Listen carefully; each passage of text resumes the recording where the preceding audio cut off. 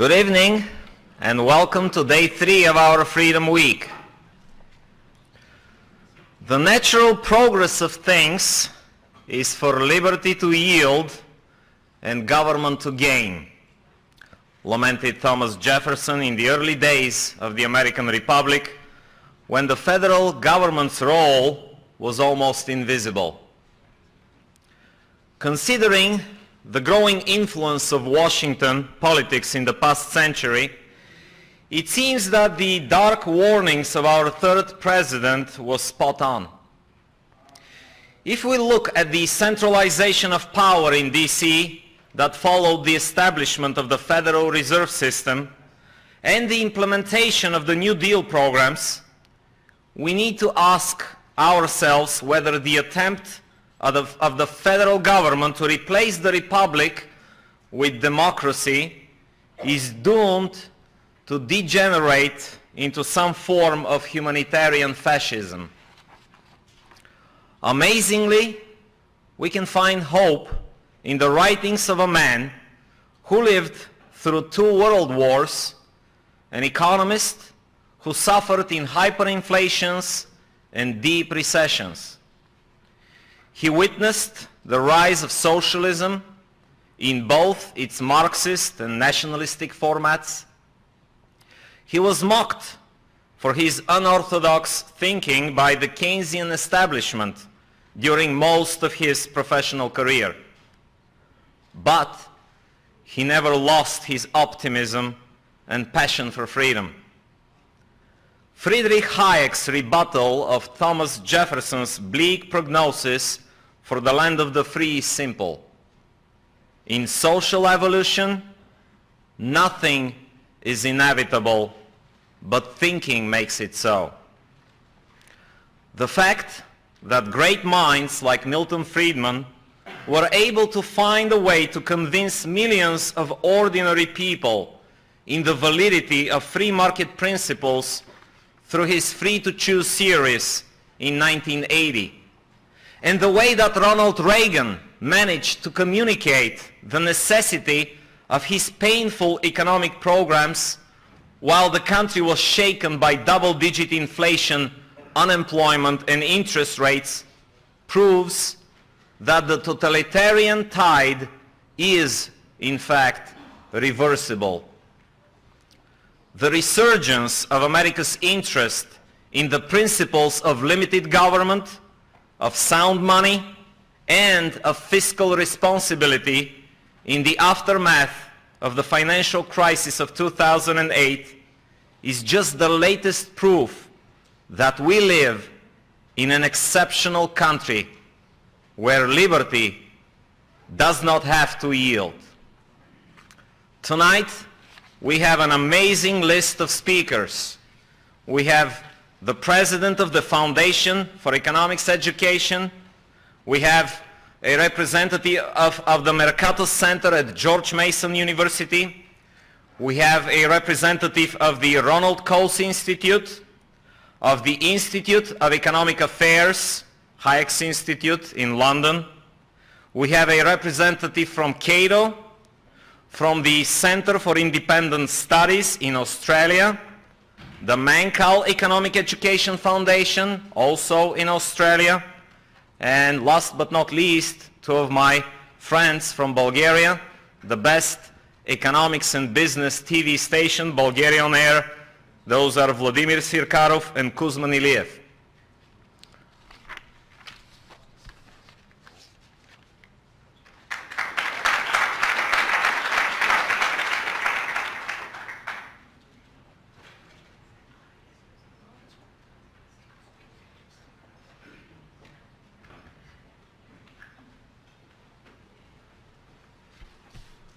Our first guest speaker is from the President of Foundation for Economics Education, Larry Reed.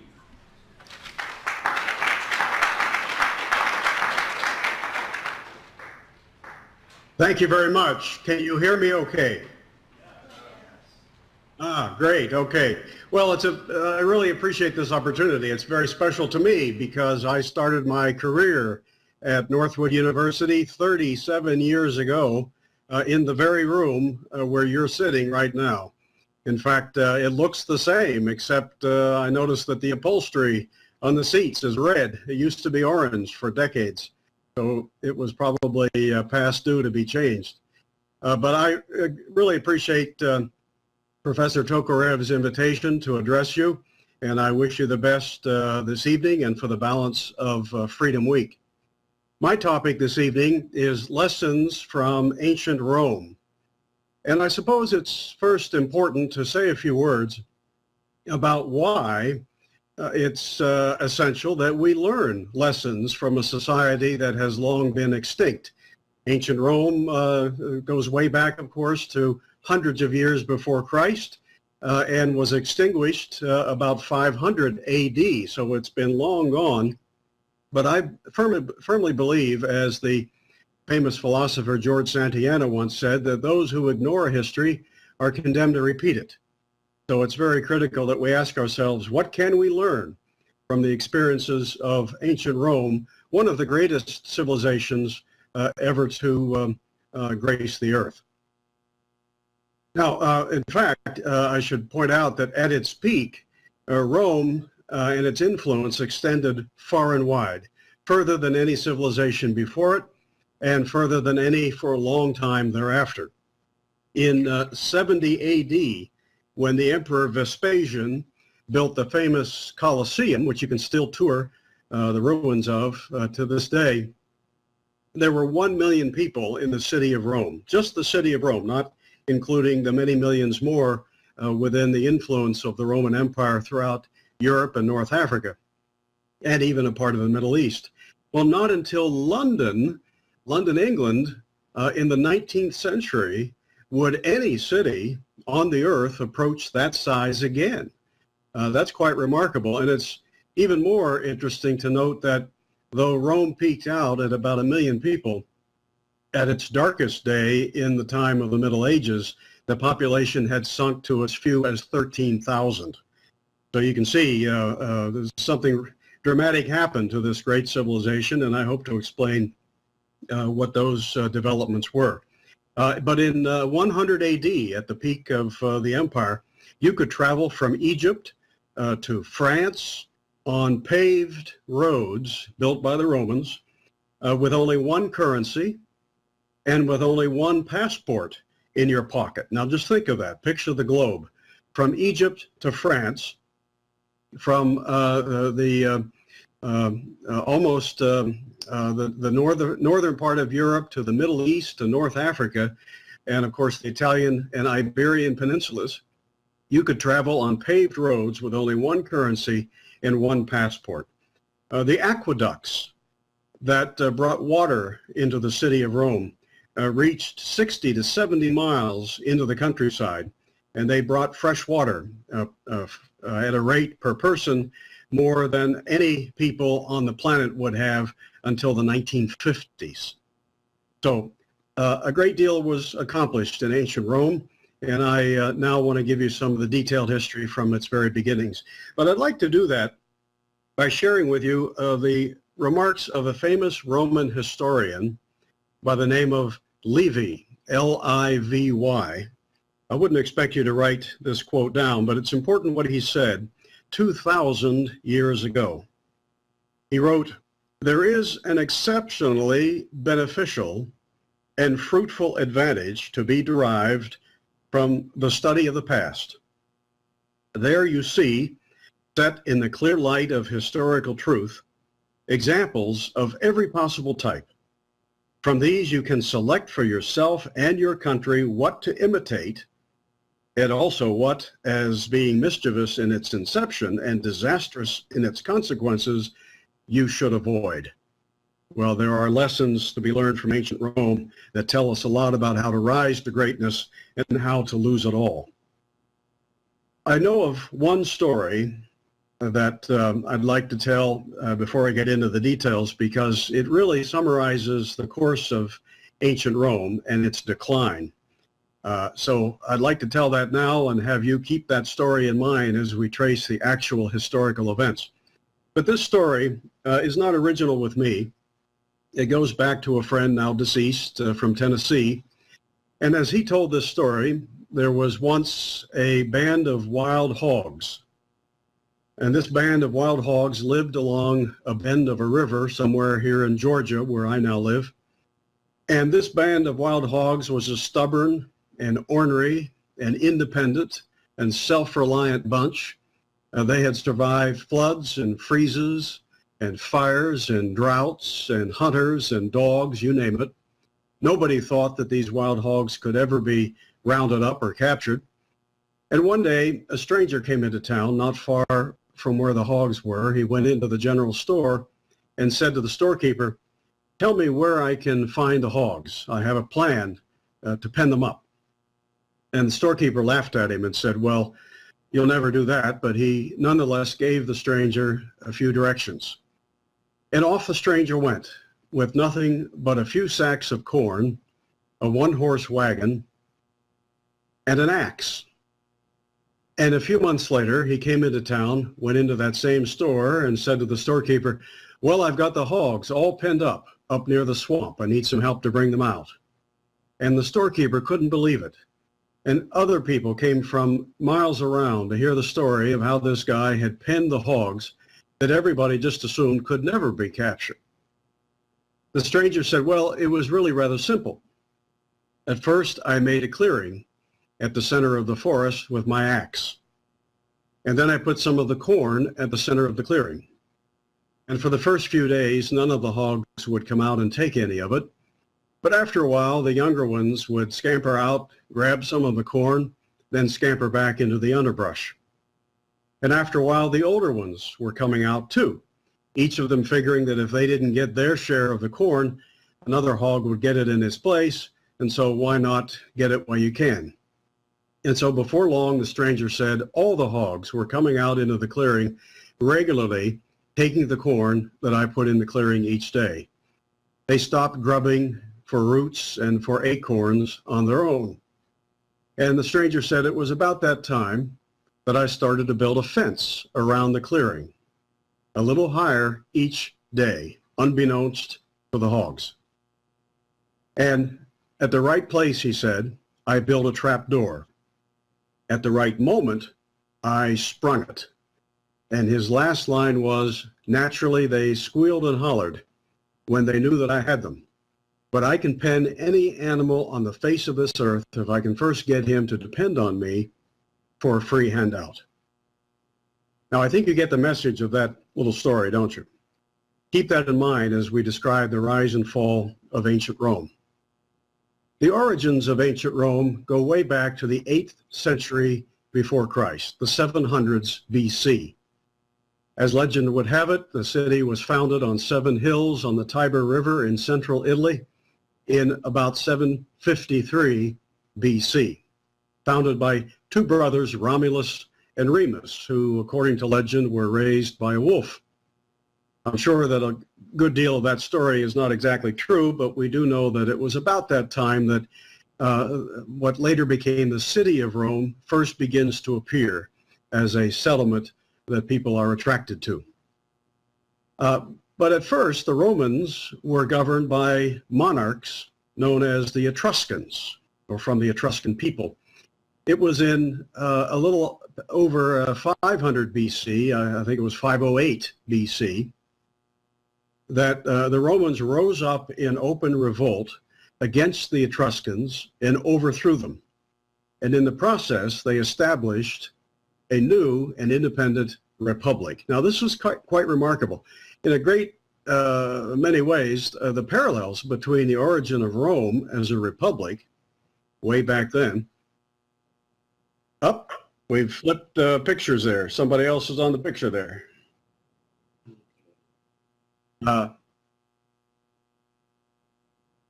see someone named Lee Benham on the screen. Is that okay? Now we're back. Okay, great. Let's see now, where did I leave off? Okay, so just like America came into being by overthrowing a monarchy and establishing a republic, so did the ancient Romans.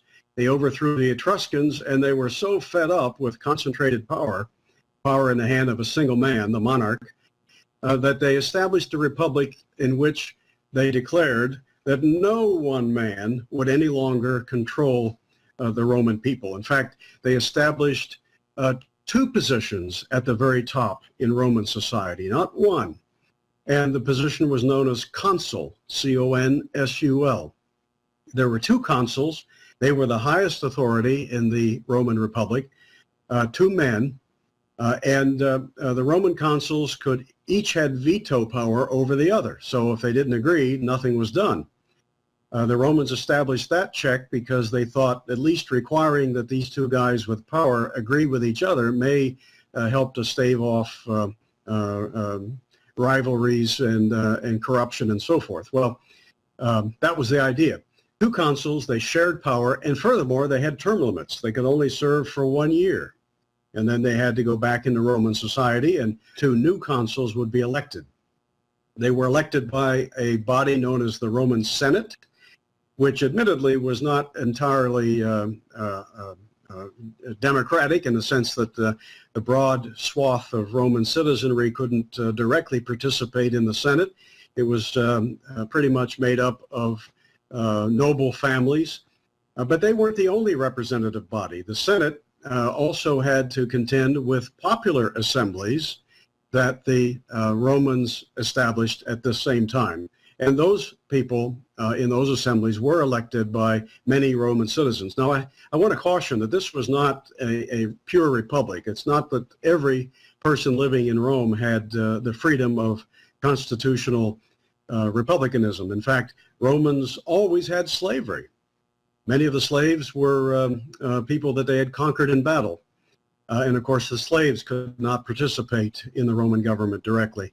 But still, with all the shortcomings, it's important to note that this was the freest society perhaps the world had known up until this time. Popular assemblies, the Senate, and the other assemblies that people were elected to, power divided at the top between two consuls who were term limited. There were other checks and balances, separation of powers, due process of law. A Roman constitution took hold. Like the British Constitution of today, it was not a written constitution.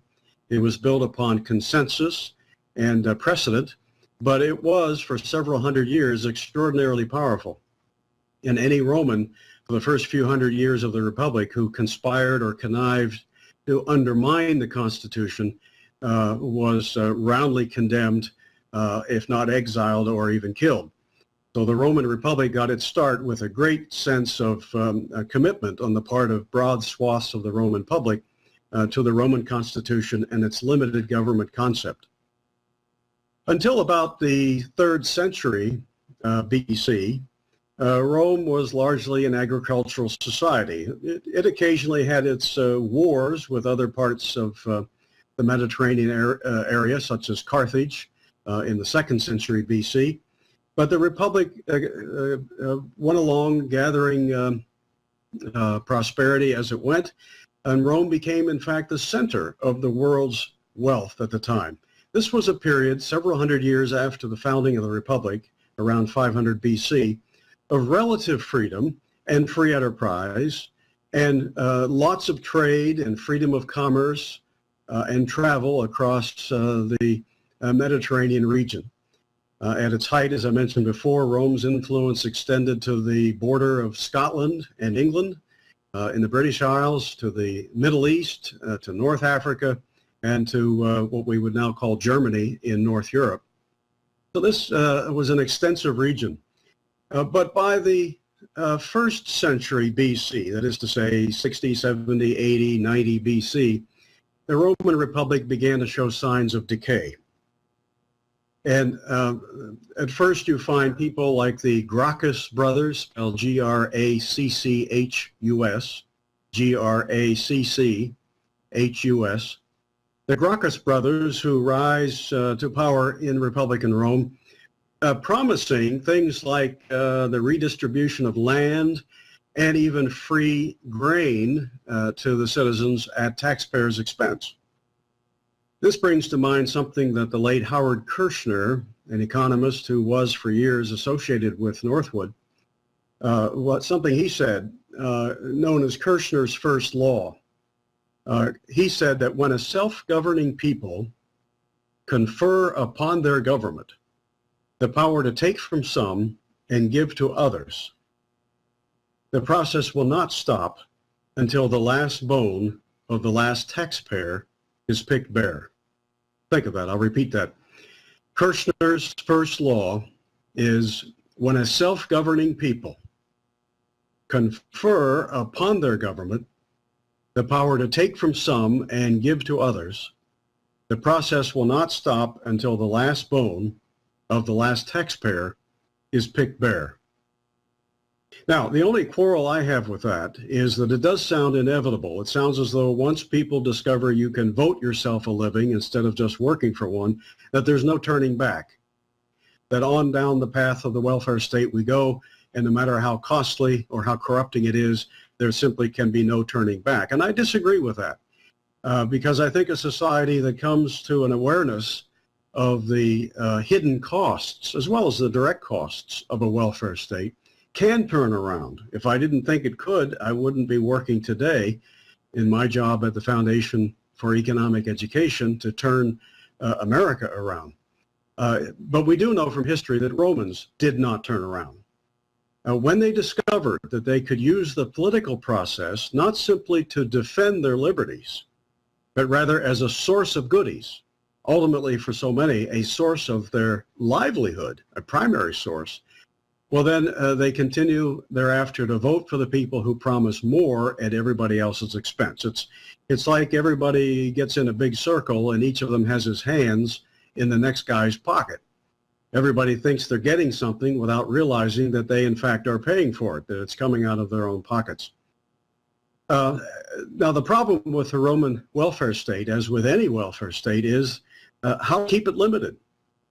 At first, in the Roman Republic, the Roman senators bought the support of the military by offering them lavish pensions and goodies of one kind or another.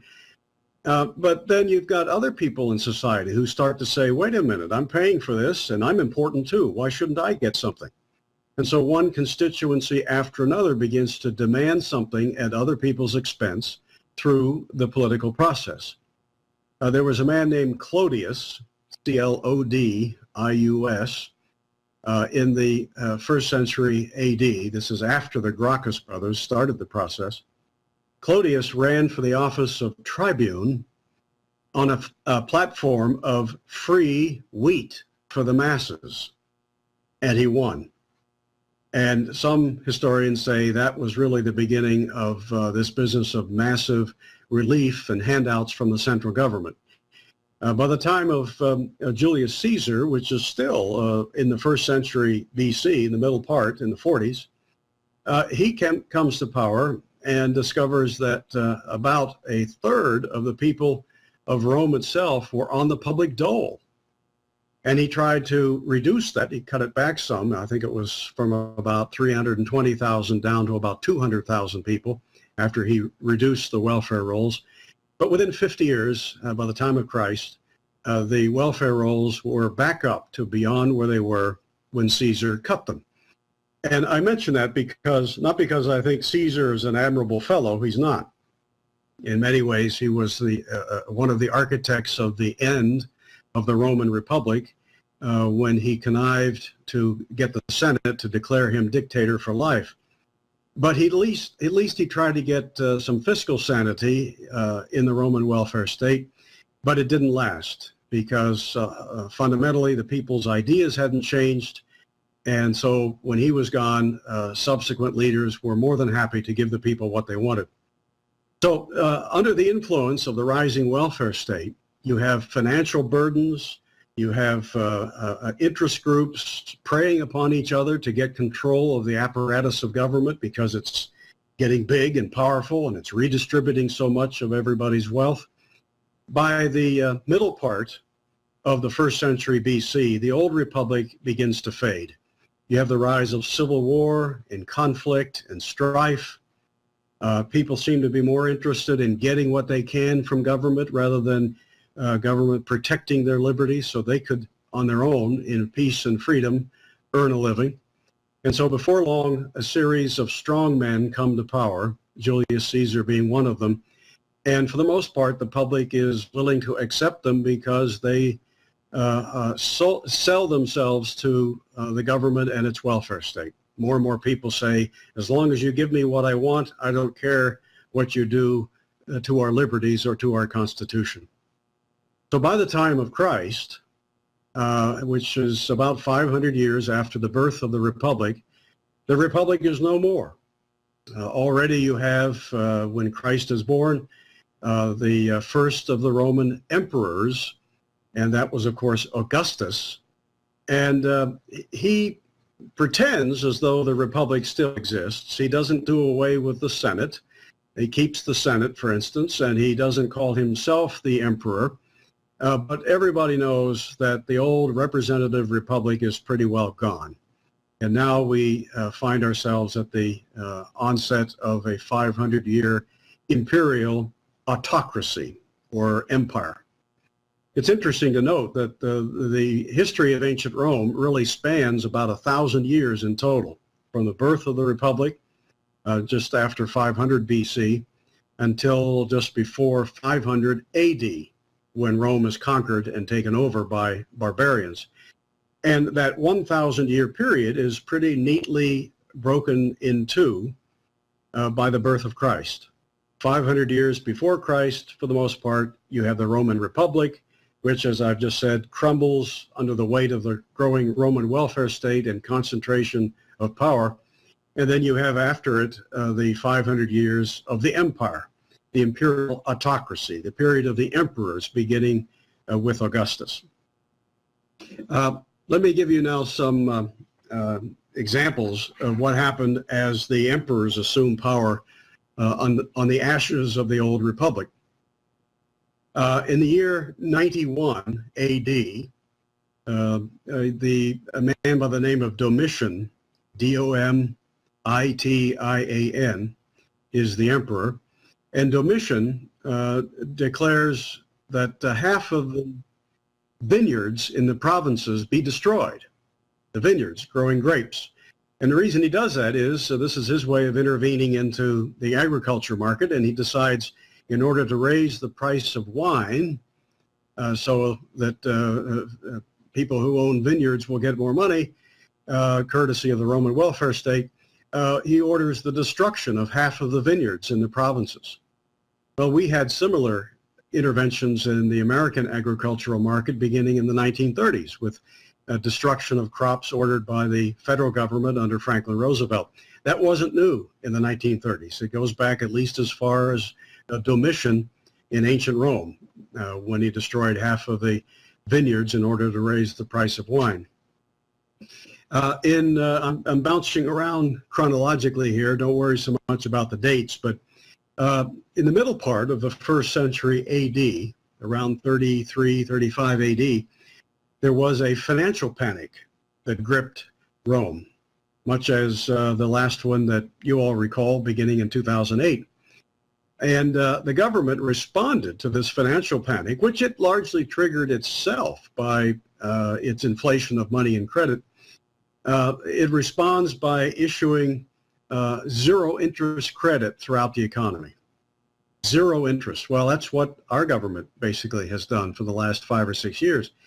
Rome did it in 33 AD, offering dirt cheap interest rates, dirt cheap loans to businesses across the economy in the hopes that this would somehow stimulate the economy.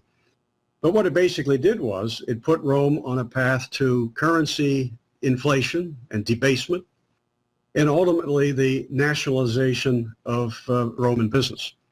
Because after all, sooner or later, he who pays the piper will call the tune.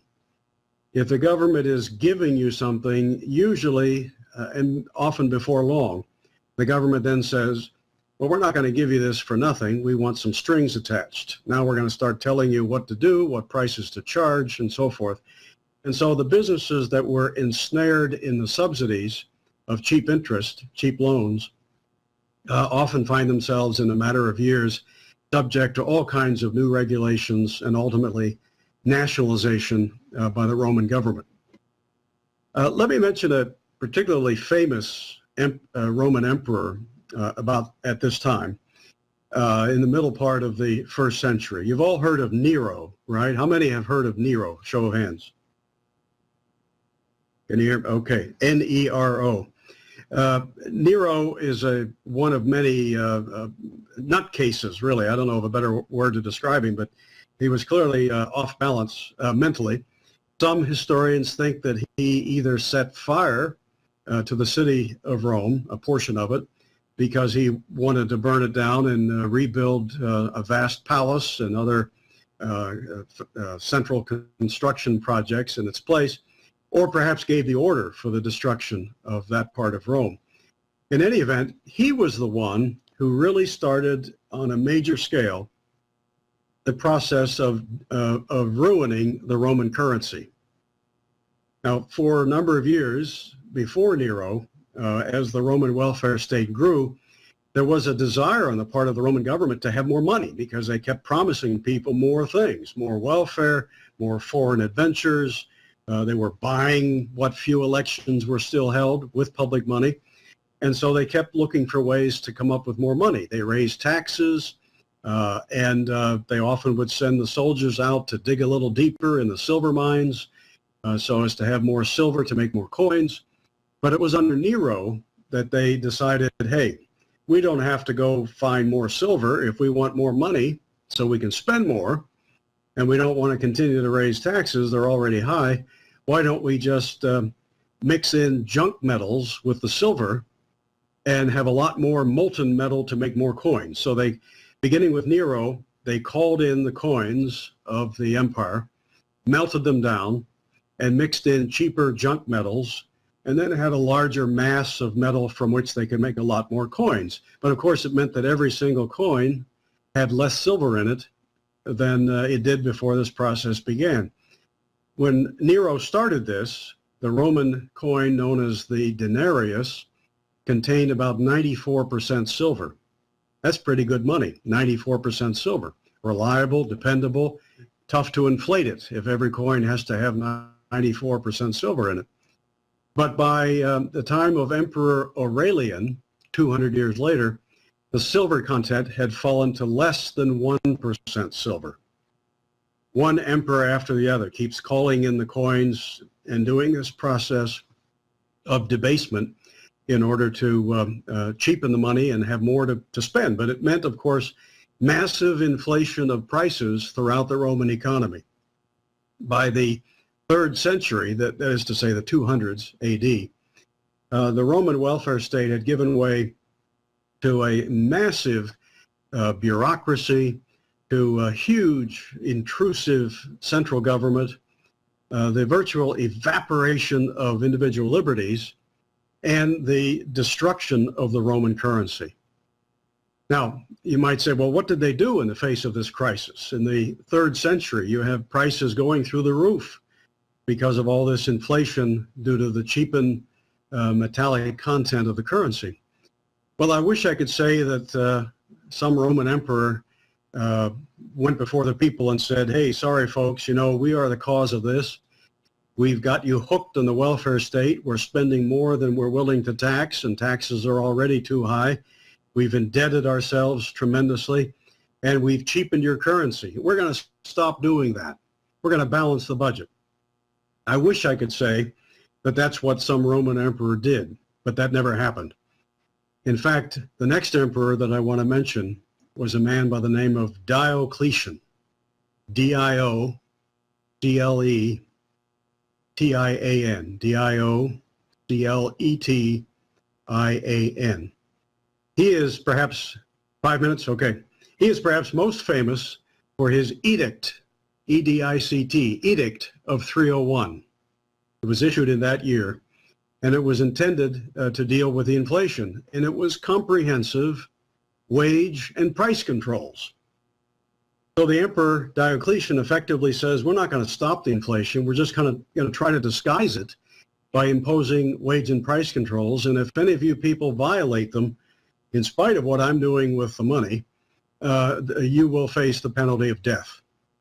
Well, this ruined what was left of the Roman economy, and Rome stumbled along with declining standards of living, declining freedoms, until 476 AD, when Germanic barbarians finally were able, they had been assaulting the empire for many decades, but finally in 476 AD, they were able to penetrate the outer barriers of the empire, get to Rome itself, conquer the city, push aside the last of the Roman emperors, and put themselves in charge. And that's the year, 476 AD, that historians regard as the end of the Roman Empire.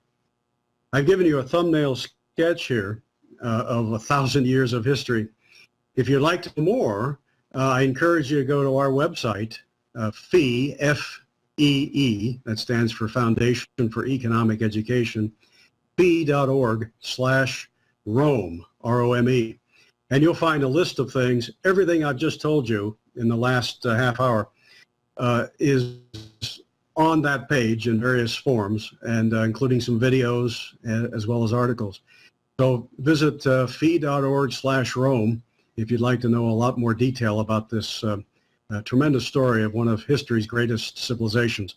And before we open it to questions, I also want to say it would be great to see many Northwood students next summer at FEE seminars. If you're accepted, there is no charge for students to come to our seminars, and they're held all over the country. In December, all of that information will be posted online, and you will be able to see where they are and how to apply.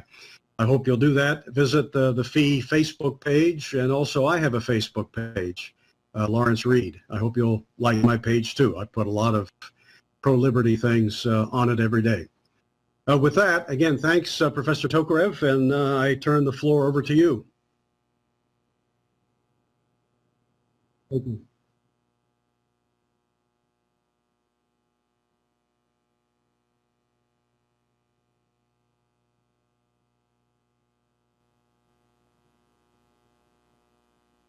Would like to ask you something. From your story, you mentioned that it took about 5 centuries for the republic to reach to the point where it was no longer a republic. Now, these days are much more dynamic. It doesn't take the collection of all the money and then to mix it with junk metal, as you point out. These days you can do it within a few seconds. The Federal Reserve has this ability to create trillions of dollars, and the government is so much more intrusive than any of the governments in the Roman Empire 2,000 years ago. Yes. So my question is, since it seems it took us, the United States of America, this republic, less than half of what it took the Roman Republic to get the first emperor. We have the first imperial president right now. How long, to use your examples, how long before this trapdoor closes the entrance and the exit? How long before the last pocket is picked empty? How long before the barbarians burn Washington, D.C.? Well, a good question, Alex. I hear that a lot when I give this talk. And it's true that things are moving a lot faster in American history than they did in ancient Roman history, for a lot of reasons, technology, of course, being one of them. There are no precise parallels between any two civilizations, because every civilization brings its own personalities, its own circumstances. We can look at the broad sweep of history, and we can note certain laws of human behavior and of economics, and make certain pretty good presumptions. But the bottom line is nobody knows how long this might go, or whether we may yet turn this around. I'm very hopeful that Americans will come to their senses and realize that we're bankrupting ourselves, just as ancient Rome did, that this cannot go on, that an $18 trillion national debt, and rising fast, is not sustainable. That they will call upon Washington to stop spending like drunken sailors. In fact, I'm very excited about something called the Compact for America. If you go to its website, compactforamerica.com, you'll see that it's a fantastic proposal for a balanced budget constitutional amendment. If something like that should get enough popular support that it could pass, we could stop this trend and turn it around. If more places like Northwood and Fee and other colleges and universities where the ideas that we've talked about tonight are prevalent, if more such places sprung up and the message was delivered to more people, we have good reason to think Americans may come to their senses and put a stop to this. But if they don't, let's assume the worst for the moment, that the welfare state is far enough along that too many people are bought by the government now, bought and paid for. Too many people are more concerned about getting what they can now from the government than in preserving their liberties. If that's the case, then I think the hour may be late indeed. I think we're close to where if the national debt is not, the course of it is not reversed in the next 2 to 5 years, there may be no alternative but to hyperinflate our way into a very dark future. And that means much less freedom, much less constitutional republicanism, much more centralized power and despotism and corruption. That may be our lot and our fate as it was Rome's if we don't come to our senses. But I'm still an optimist, and I hope that we can educate enough people to realize we're not on a sustainable course. We're headed in the same direction Rome went, and if we don't turn it around, a very awful future is in the not too distant future. Thank you. A round of applause for Larry Reed. Thank you. Thank you very much. Thank you, Larry. See you all on Facebook. Our next guest speaker is from the Mercatus Center at George Mason University, James Broughel.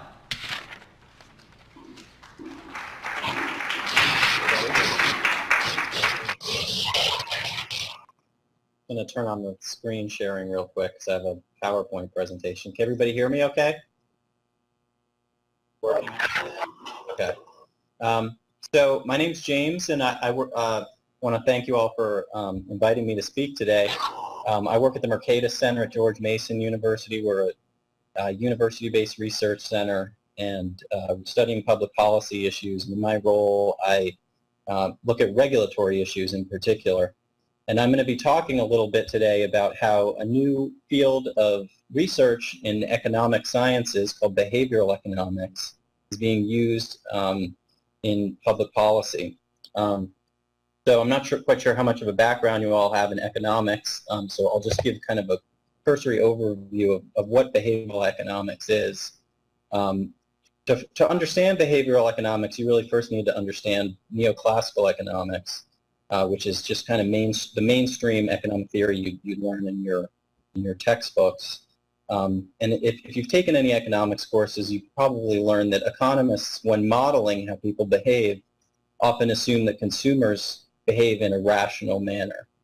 And this has a specific meaning. When economists say that consumers are rational, they mean first that their preferences are ordered in a consistent fashion. So what does this mean exactly? It means, if I as a consumer prefer hamburgers to hot dogs, say, and hot dogs to pizza, then if my preferences are ordered and consistent, then I would also prefer hamburgers to pizza. If I preferred pizza to hamburgers, that would be inconsistent and would be deemed irrational behavior under most neoclassical models. And then another part of the rationality assumption is this idea that consumers maximize their own utility, and this really just means that people use the limited resources they have the best they can. So they take their limited income and spend it as well as they can in order to get as much utility as possible. And so behavioral economics tries to challenge these assumptions about rationality that exist in neoclassical economics. And how do they do this? They've identified a number of decision-making errors or cognitive biases, is how they're often termed, that show that people's preferences can be inconsistent at times. So just to give you an example, one bias that behavioral economists have identified is called hyperbolic discounting. And this it kind of a crazy sounding term, but all it means versus timing of consumption. So perhaps if you were offered, say, $100 today versus the choice to have $100 tomorrow, most choose today and say, well, it's not really worth waiting a day for an additional dollar. Similar offer a year from now, offering them $100 in 1 year versus $100 in a year in 1 day, lose dollars. Depending on this choice is reverse, and this shows and contradicts economics and this assumption of rapid. And there's many more decision-making behavioral economists have identified. There's the endowment, which shows that if people do different possess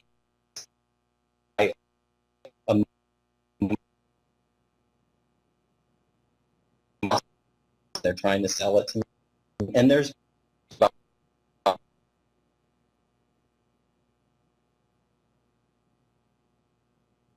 Wikipedia's with that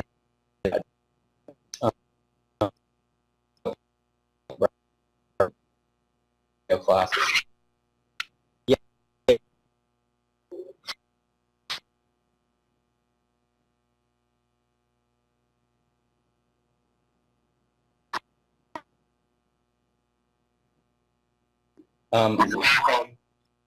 What's broken?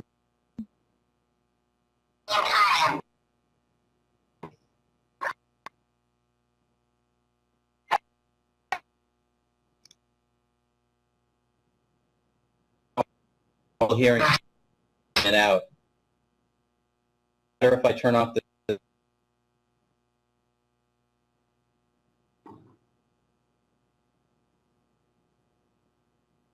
I'm having trouble hearing what you were saying, so maybe.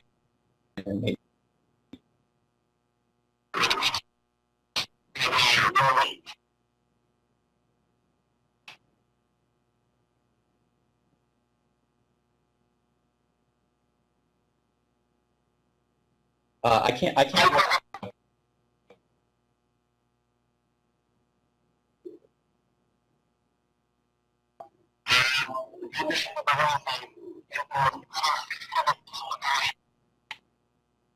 Disconnect and reconnect.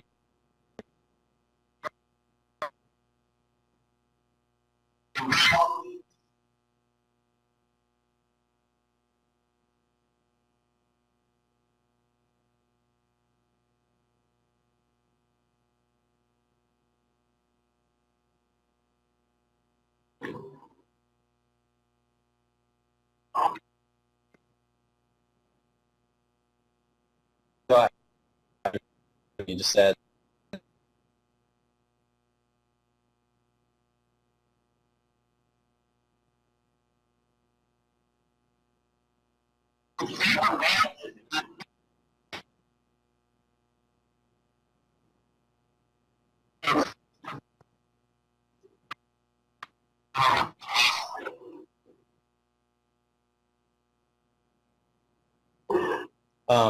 Is it something on your end?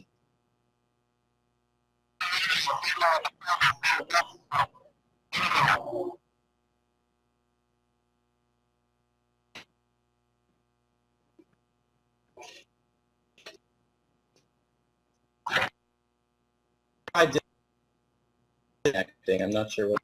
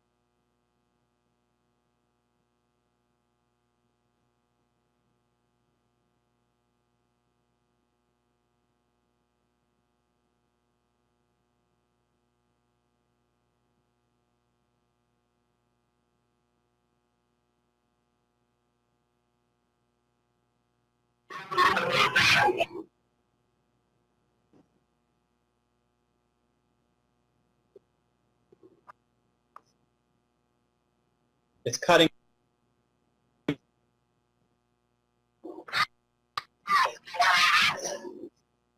I heard a couple words there.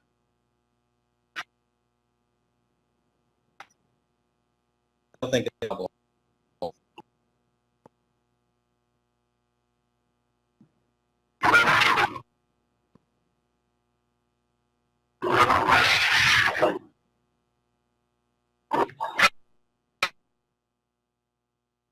Should I ever...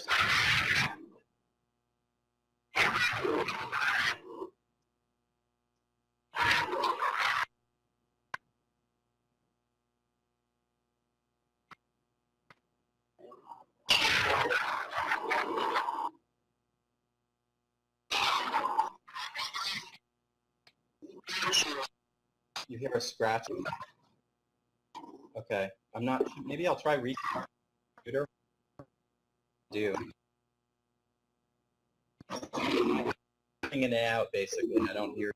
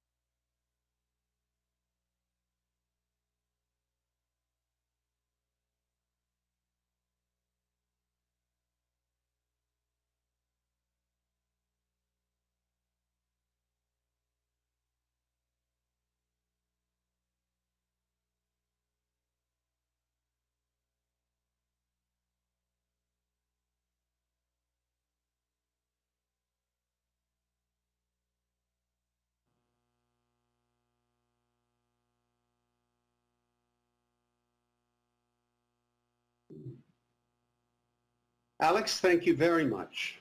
And thank you, Northwood University. It's an honor to be here. I've been watching the program up to this point, and I'm very impressed at the way this is handled. This is really a unique presentation. I've seen many around the world, and it's a learning experience for me. I'm an economist with the Ronald Coase Institute. Our mission is to train young scholars in developing countries to better address institutional issues. And what do I mean by that? To better understand the rules of the game. Our view is that if we better understand the rules, then we can perform better. I love working with these students. We have about 500 scholars in 68 countries. So what are the rules of the game we're talking about? We're talking about laws, we're talking about customs, we're talking about norms that govern real economic systems, and it's basically what I'm doing with others most of the time now. For those that you might be interested in looking at for your own careers or the kind of work we're doing, we're at www.coase.org.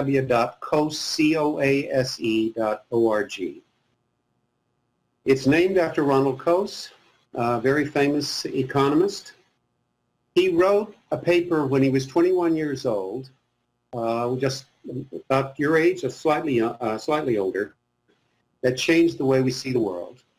He is our role model here of what could be done, and I hope he's your role model. He asked very good questions. And that's, I hope I have some good questions for you at the end here. He set a very good standard. What we want to do is to think about good standards for evaluation of studies. The objective is for our scholars and for you to choose good questions and to figure out how you sort the good stuff from the not good stuff. In a word, one of the things I would like to do today is encourage you to be entrepreneurs yourself. You are capable of gathering insights and adding to our body of knowledge. We do not have all the answers, and why not? Ronald Coase did it. I want to talk today about two examples to apply to a concept. The concept is you can't change just one thing. And by that, what do I mean? I mean that all systems are intertwined, and if you change one rule, say, this affects the behavior of other parties, and that in turn feeds back. And therefore, it's a serious mistake to think that you can have a simple link between a change of one rule and an outcome. Most advocates of policies say we want to fix some problem and we're going to change a rule to do that. Our knowledge is limited, and you've heard this before, but this is a profound insight from Hayek and from others. Now, how am I going to illustrate this? Well, I wanted to talk about two things that might be of interest to you. One is sports. The other is adolescent pregnancy. Now, let's start out with basketball. I have a question for you here. What would be the consequences for increasing the height of the basketball hoop by 1 foot?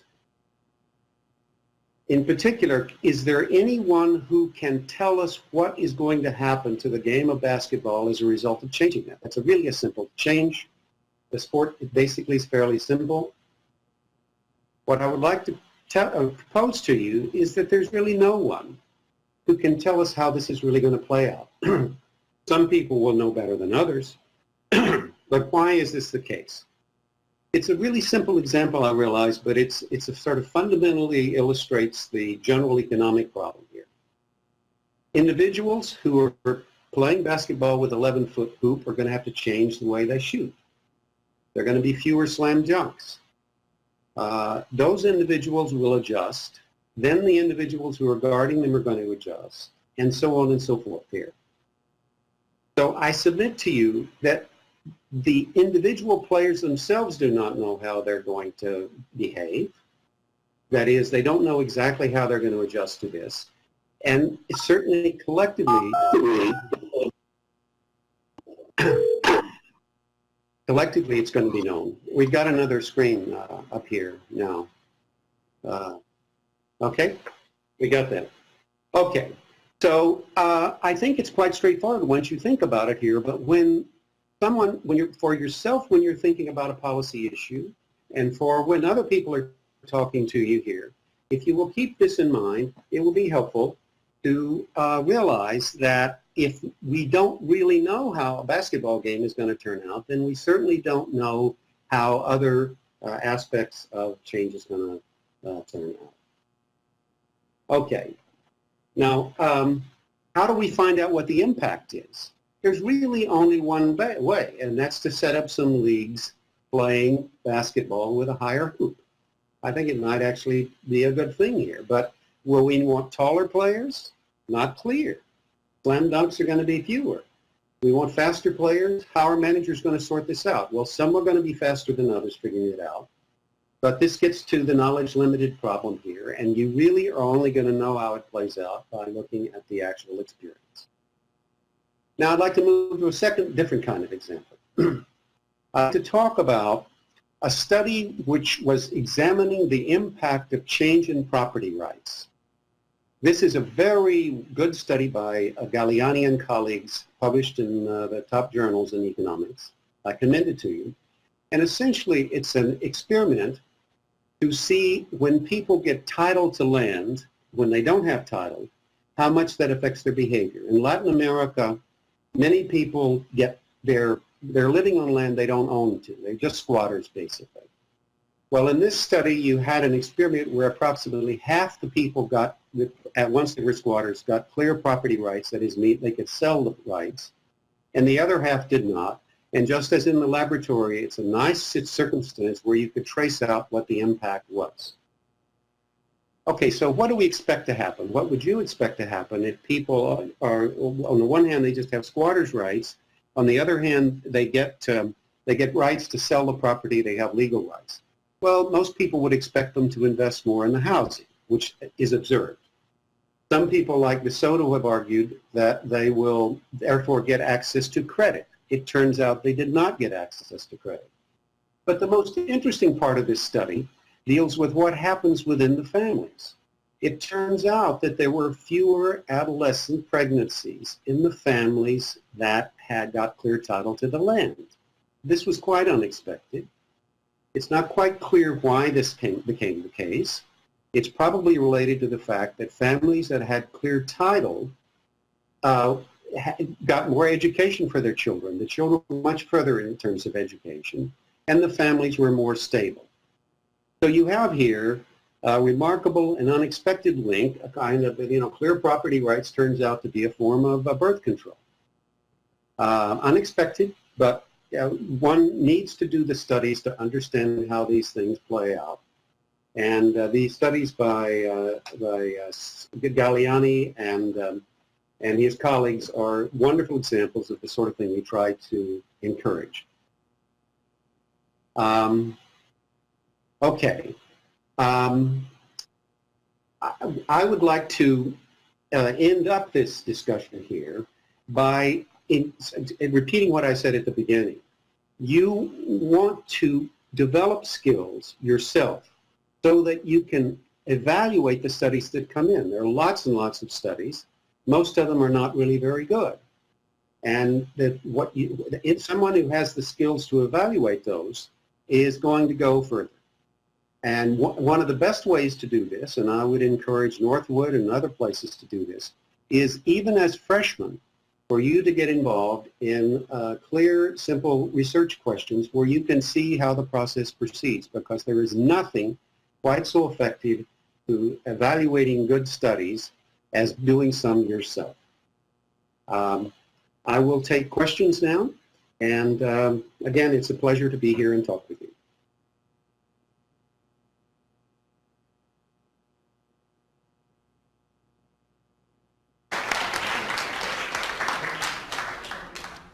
Lee, I would like to ask you, since the New Institutional School of Economics does tremendous and wonderful research in terms of the effect of property rights on economic outcomes, what are some of the hardest cases that you and your colleagues are researching right now?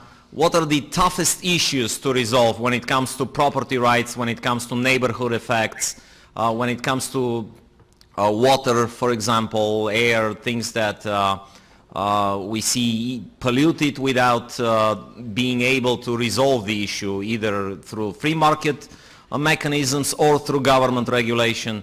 If you can just briefly tell us what are some of the most interesting areas that you and your colleagues are working on.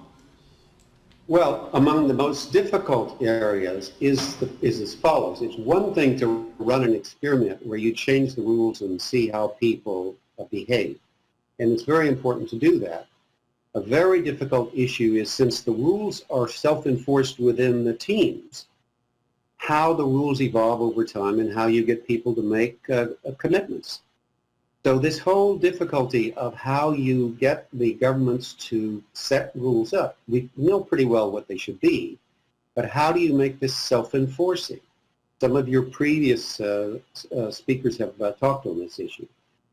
Concerning pollution, Professor Coase, of course, is the leading scholar dealing with how you think about these issues. I was recently in Hong Kong, and I looked around and I made a calculation that the present value of the cost of pollution in the Hong Kong region was something like $1 trillion US. And the issue is, how the people would be willing to pay that much money in order to get rid of the pollution. The pollution is quite bad there. And the issue is, how do we think about structuring a market arrangement such that people can effectively purchase clean air? And we're working on those kinds of issues. I could go on with other illustrations. The court system, for example, is absolutely critical to a successful economy, and how you successfully introduce incentives within your courts so that the judges do a good job is very important. This is a major, major issue in China today, and at the moment we're not very optimistic.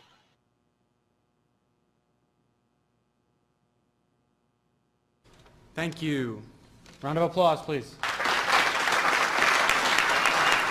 Thank you very much.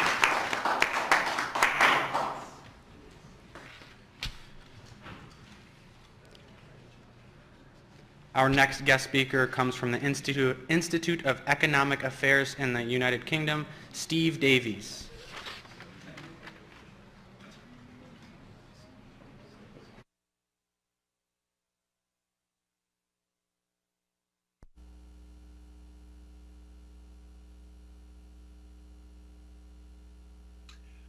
Hello, my name is Steve Davies.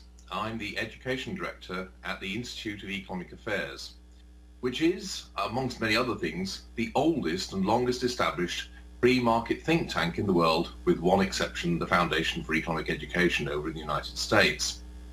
So we've been around for quite a long time. What I'm going to do now is tell you about the history of the IEA, what it did, what it has done, and what it continues to do. And in that, I'm hoping to put across two main points.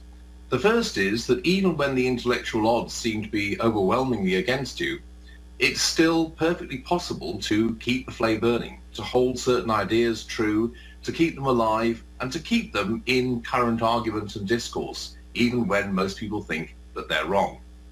The second thing I want to put across is that this gives you a great opportunity in times of crisis, because it's in such times that it's possible to actually have a major effect upon public policy and public argument, provided that you have the ideas and the arguments to hand for use in that moment. Now, to understand the founding of the IEA, you need to go right back to 1944 and 1945, the very end of World War II. At that time, the founder of the IEA, a man called Anthony Fisher, was serving in the RAF. He was also involved and active in what was known at the time as individualist politics, opposition, that is, to the rising tide of socialism that was soon to triumph in the 1945 general election. Soon after that event, after his demobilization, he made an appointment to see Friedrich Hayek, who at that time was still at the London School of Economics. He was about to leave the United States, but he was still there. Anthony Fisher came to see him in his office at Portugal Street in the LSE, tiptoeing past the office down the corridor of Harold Laski, the at that time chair of the Labour Party. And when he saw Hayek, he told him that he was very discontented with the way in which Britain was going, and thought that Britain was indeed on the road to serfdom that Hayek had described in his best-selling book a couple of years before then. And which Fisher had read and been much influenced by. He told Hayek that his goal was to enter politics and become a Conservative Member of Parliament. Hayek, much to his surprise, told him that this was a terrible idea and a complete waste of his time, and that what he should do instead was to set up a research institute. Fisher took this to heart and went away, and amongst other things, he then became extremely successful as a businessman by founding Britain's first processed mass-produced chicken farm, Buxted Chickens. A few years later, he sold this for a considerable amount of money. And in 1955, he took some of that money and he set up the Institute of Economic Affairs and hired Ralph Harris, at that time a lecturer for the Conservative Party and an economics lecturer in Edinburgh, as its first Director General. A year later, Ralph Harris hired Arthur Selden, a graduate of the LSE and student of Arnold Plant's, to become the first editorial director. So that was when the IEA was set up. Now, in order to understand the context in which it was founded, you have to realize that following the enormous landslide victory of the Labour Party in 1945, and the subsequent creation of the modern welfare state and the nationalisation of very large parts of British industry, including not only the coal mines and the railways, but also, at least temporarily, the steel industry and road haulage, there was a general consensus, including both of the major parties in Britain, around what the course of economic policy should be. The main elements of this consensus, which was not seriously challenged by any major political figures for a very long time, were these. First of all, that the government should have a very large and very active role in the direct ownership and running of significant and important industries. There was argument between the two parties as to exactly where the limits of that should be, but that there should be such a role was not in question. Secondly, and even more importantly, there was a general consensus that the primary goal of government economic policy should be the maintenance of full employment, and that to this end, the government should exercise a great deal of macroeconomic control and direction of the economy, steering it, as it was called. Thirdly, there was a general agreement that there should be a large and extensive welfare state. Finally, there was agreement that the trades union movement should be an important and central part of a tripartite and corporate system of economic management and negotiation, along with large-scale corporate business and the government. The IEA was opposed to all parts of this consensus, particularly the element of Keynesian demand management with the goal of full employment, which had become such a central part of economic policy. And what it did from its foundation from the late 1950s onwards was to publish a series of pamphlets, books and articles attacking the consensus and upholding instead the principles of a free market economy with a limited role for government and for major reforms of Britain's labour market regulations and laws. Now, in order to understand how the IEA was able to fight against such an overwhelming intellectual and political consensus, you have to understand two major features of the work that it engaged in. The first and vital aspect of it was that it was of very high quality. These were not polemical, political hatchet jobs that it was producing. Rather, they were works of serious academic quality produced by eminent academics or people of high intellectual standing, and were the product of serious research and thought. In other words, they were something that carried intellectual weight, even with people who disagreed with them. And this high quality was something that both Harris and Selden were absolutely insistent upon and would not ever depart from. Secondly, they were politically neutral, and they were not identified with any particular political faction or interest group. In other words, they were not hired guns. One of the crucial elements of the IEA's work, then and now, was that it was not beholden to any particular interest group. It was only beholden to the pursuit of what they saw as sound economic and social and political analysis. And finally, in addition to the independence and the high quality, these publications were radical. They were never motivated simply to put forward ideas that were politically impossible. Indeed, one of the most famous publications from the early years of the IEA was the work Politically Impossible, by the British-born but then living in South African economist W.H. Hutt.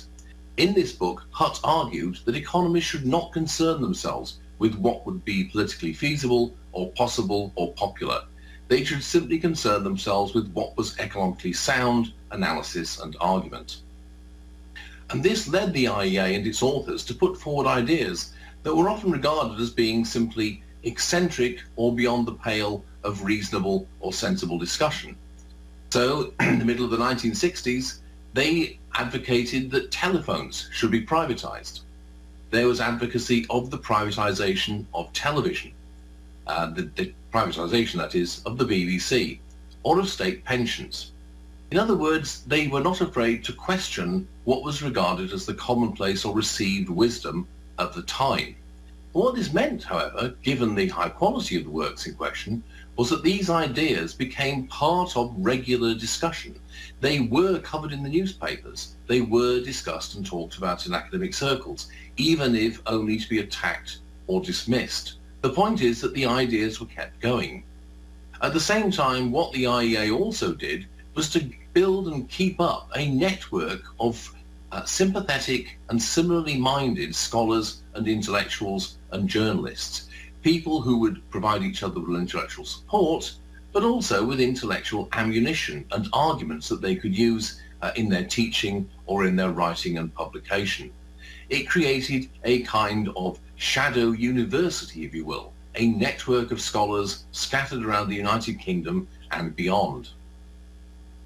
One of the important aspects of this was the way in which, from the early 1960s onwards, the IEA became connected through the Mont Pelerin Society with a number of important intellectuals in the United States. One of the most important of these was Milton Friedman, and towards the end of the 1960s, he became a central figure in much of the IEA's publications. The crucial episode here was when he delivered the Wincott Lecture, a lecture funded by the late Harold Wincott, who had been a very important and well-known British financial journalist. In the Wincott Lecture, The Counter-Revolution in Monetary Theory, Friedman put forward in simple and accessible prose, as ever, the arguments that he had been developing in his career as president of the American Economic Association in the mid-1960s, and also, of course, as a leading figure at the University of Chicago. This was the so-called monetarist theory of the nature of inflation and the foundation of the rational expectations critique of Keynesian orthodoxy as it was developed at that time. What Friedman argued was, first of all, that inflation was generally a purely monetary phenomenon, and also, more importantly, that against what most economists at the time thought, there was no stable trade-off between inflation and unemployment. This was because if you stimulated the economy and created more money in order to reduce unemployment at the expense of raising prices, after a while, people would get aware of this. And as a result, they would rationally expect prices to rise, and they would raise prices, including wages, preemptively to take account of this. The result would be that eventually you would have a phenomenon of stagflation, in which you had simultaneously rising prices and also high and sustained levels of unemployment, something that was supposedly impossible under Keynesian analysis. Now, what happened in Britain at the end of the 1960s and the start of the 1970s was twofold. First of all, there was a progressive and ever more serious breakdown in labour relations in the United Kingdom, with a growing number of working days lost through strikes and increasing chaos in the management of British industry. This was clearly related to the enormous privileges and powers under various forms of common law exemptions that the trades unions enjoyed at that time. It also was related, however, to the attempts by successive governments to maintain full employment and to maintain also the Keynesian demand management policies that they were committed to through a tripartite process of negotiation between government, trades unions and large corporate businesses. This typically involved attempts to manipulate and control prices and incomes, a policy that was also to be followed in the United States under Richard Nixon in the early part of the 1970s. This invariably led to serious labour unrest, as organised labour, particularly at the plant level as opposed to the level of the national negotiating machinery, refused to accept the kind of limitations or controls on free collective bargaining that this involved. So by the early 1970s, it was becoming increasingly difficult to see how stable prices, full employment and free collective bargaining could all be maintained at the same time. And this fitted in very much with the kind of analysis that the IEA had been making for some time. Even more dramatically, you began to see precisely the phenomenon of stagflation that Friedman had predicted in his Wincott lecture. All this came to a head in the middle years of the 1970s and culminated in the so-called Winter of Discontent of 1978 to 1979. At this time, it became quite clear that the whole post-war consensus and the policies associated with it had broken down. There was, in other words, a political and economic crisis. Britain had to go to the IMF for an emergency loan in the later part of the decade, and government finances were in a state of total chaos in 1975 and 1976. Faced with this crisis, the IEA was in an unusual position. It had an explanation of why this had happened and a concrete and coherent alternative policy proposal, which was to abandon the policy of wage and price controls and to instead adopt a system of control of the money supply, subsequently replaced by the policy of inflation targeting, while at the same time introducing reform of the labour relations system through removing some of the privileges which trades unions have been given in the earlier part of the 20th century. What happened, of course, with the election of Margaret Thatcher as leader of the Conservative Party and her subsequent victory in the general election of 1979 was that these ideas, which had been at the margins in the 1960s, were now able to capture the policy formation process and then were put into effect by the Thatcher government in the course of the 1980s. During that decade, the IEA was also able to play a part in yet another major shift of government policy, which is the move to privatise large parts of the industrial sector that had previously been owned by the government. Another triumph of ideas once thought marginal, but now part of the mainstream. So great has been the shift in political gravity since those times that now there is no serious prospect of restoring the kind of privileges and powers that trade unions once had, nor is there any serious entertaining of the idea of taking back most or any of the denationalised industries into public ownership. In other words, what the IEA had done was first of all to keep the ideas alive through producing high quality work, and secondly to then take advantage of the crisis situation that arose in the 1970s by having ideas and concrete proposals available to capture the intellectual high ground and to provide politicians who were looking for a solution to those problems with a worked out and practical set of policy proposals and intellectual theories to support them. The IEA, however, was not completely successful. It's worth saying that another major part of their arguments, which was a critique of the welfare state created in the 1940s, was unsuccessful. Here, there was no real change, and the welfare state, in fact, if anything, became even larger and less well-founded during this period. They were also unsuccessful in attempting to bring about major reform of state education, where the Thatcher and major governments instead chose to go down the route of managerial centralism, rather than the kind of more market-oriented reforms that Arthur Selden and other authors of the IEA had advocated. The IEA remains an active intellectual force today and is still widely respected, and its arguments still have considerable purchase upon public debate. It is still maintaining the same role of keeping certain ideas, such as radical land planning reform, alive and waiting for the moment, which I suspect in that particular case is about to come soon, where they can actually be put with great effect in public debate and argument. What you should conclude from this is the following. No matter how great the odds seem to be against you, no matter how much it may seem that your ideas are marginalized and not taken seriously, if you do good work, if you actually produce high quality, serious academic argument, people will take you seriously, even if only to argue against you, and that will keep those ideas in circulation. Secondly, as Rahm Emanuel said, you should never allow a crisis to go to waste. Crises of public policy are actually great opportunities for those whose ideas are currently not part of the orthodoxy or the mainstream. That is the moment that you must seize to try and have a major and direct effect upon the course of government policy and political action.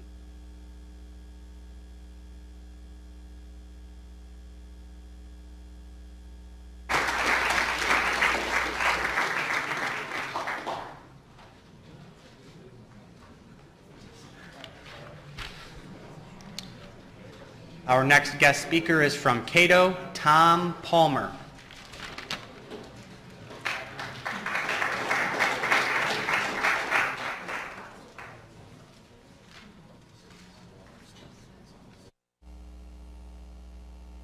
And you can start your countdown anytime.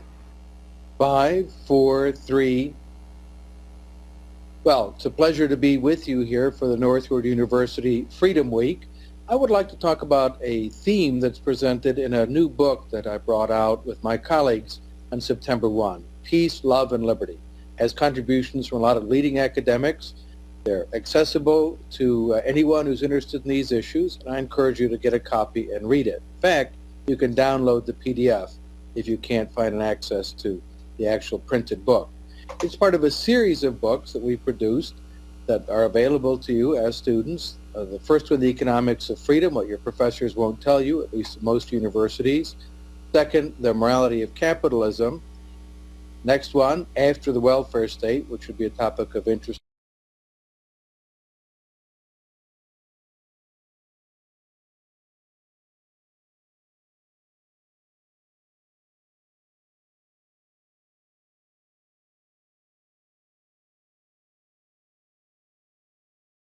Of ideas and choices. And that means that working for peace isn't just a sentiment. We can change the incentives for war. We can create the institutions that make war less likely and peace more likely. The key is this is not just an idealistic dream. It's very, very realistic. So I want to offer a series of realistic insights that are explored in the book. The first one is that, as I mentioned, wars don't just happen. They're not like tornadoes or lightning or hurricanes. Instead, they are the results of ideas and choices. Fundamentally, war is organized human violence. We sometimes hear politicians speak very loosely about force projection and things of that sort, and we should never forget that war is about organizing human violence to kill other people. That's what it's about. People in the military do understand this. They're the ones who have to carry this out. I recall years ago, Rear Admiral Jean Larocque telling me that many people misunderstood the military, specifically politicians. He said the purpose of the military is to kill the enemy and destroy his ability to harm you. And when you need that, call on us. Otherwise, don't. We're not very good at educating 8-year-old children on how to read and write. We're not good at teaching civics. We're not very good at building bridges unless you want to put a tank across it. What we do is kill the enemy and destroy his ability to harm us. So do not invoke that lightly. But war kills something else besides human beings, namely liberty. We think about the effect of war on governments, the American government and others. It has been one of the greatest drivers of the increase in state powers. Think about the spying, the illegal spying, I should add, on American citizens by the NSA that has been promoted as part of the so-called war on terror. These things are illegal. They're forbidden in our Constitution. You may not have a general warrant, and they were not consistent with the expressed wishes of either the legislative or the judicial branches of government. In addition, such things as the USA Patriot Act that promoted enhanced surveillance procedures, many of which are grossly illegal and incompatible with limited government, have been justified in the name of war. And of course, one of the greatest of assaults on the freedom of the citizens, the conscription system or selective service, according to which one discovers you don't have control over your own life, somebody else owns you. It's interesting, in the United States, this is called the selective service system because it was set up in World War I as a system of national labor planning, that they would select who was expendable and who should be kept on the home front because they're valuable for the state. But the fundamental point is that your life does not belong to you. Advocates of limited government need to focus on peace because war grows government like nothing else. The American writer Randolph Bourne, in the middle of the First World War, stated it very neatly. War is the health of the state. We see massive increases in government power during war. And even if after the war they shrink back a bit, it's never to the level that they had before the war. This is true of taxes and spending, all kinds of police powers, controls over the economy, nationalized industries, and so on. The fourth point is that war is not good for the economy or national greatness. War is destructive. It destroys lives, hopes, families, wealth, and prosperity. Now, many people seem to believe that war is good for the national economy because you get to build jeeps or tanks and send them abroad and blow them up. That's actually destructionism. It is not creation. You think about those who argue that World War II somehow got us out of the Great Depression. This is a myth. Robert Higgs, who cited extensively in the book, has shown this in the Journal of Economic History, that the economy did not revive until well after the war was over. And indeed, during, surprisingly, in the United States and in every country that participated in that war. War may be necessary to defend your country, but it is not an additional benefit to the economy. In one of the really excellent chapters in the book, Dr. Emmanuel Martin, a French economist, shows that prosperity is good not only for you, but for those who trade with you. Many economic nationalists argue that if one country does better, it must be that the other countries are doing worse. They have a zero-sum approach, that the benefit of one is offset by harm to others. This simply isn't true. It's bad economics. He explains the ideas of Jean-Baptiste Say, who showed that the prosperity of one country, or one city, or one province of a country is good for the prosperity of others if they trade. This is intuitively obvious if you think about being a merchant. Having wealthy customers come into your store is generally better than having poor customers come into your store. They can pay more for your products. Fifth point is that for some Americans who've been taught that you're unpatriotic if you're in favor of peace or against war, this is not the case.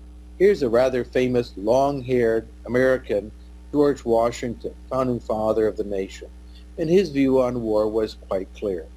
As he said, "My first wish is to see this plague to mankind banished from the earth, and the sons and daughters of this world employed in more pleasing and innocent amusements than in preparing implements and exercising them for the destruction of the human race."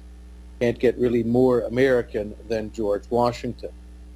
But also in the chapter by Professor Robert McDonald, who's a professor at the United States Military Academy at West Point, he shows that it was very important to the American founding to have some fear of unlimited executive power and standing armies. As Madison put it very neatly, of all the enemies to public liberty, war is perhaps the most to be dreaded because it comprises and develops the germ of every other. We have seen this throughout history, as sometimes the Constitution has been evaded, has been deliberately violated in order to pursue wartime aims. Most importantly, the Constitution vests the power to make war in the Congress because it needed a debate and a deliberation.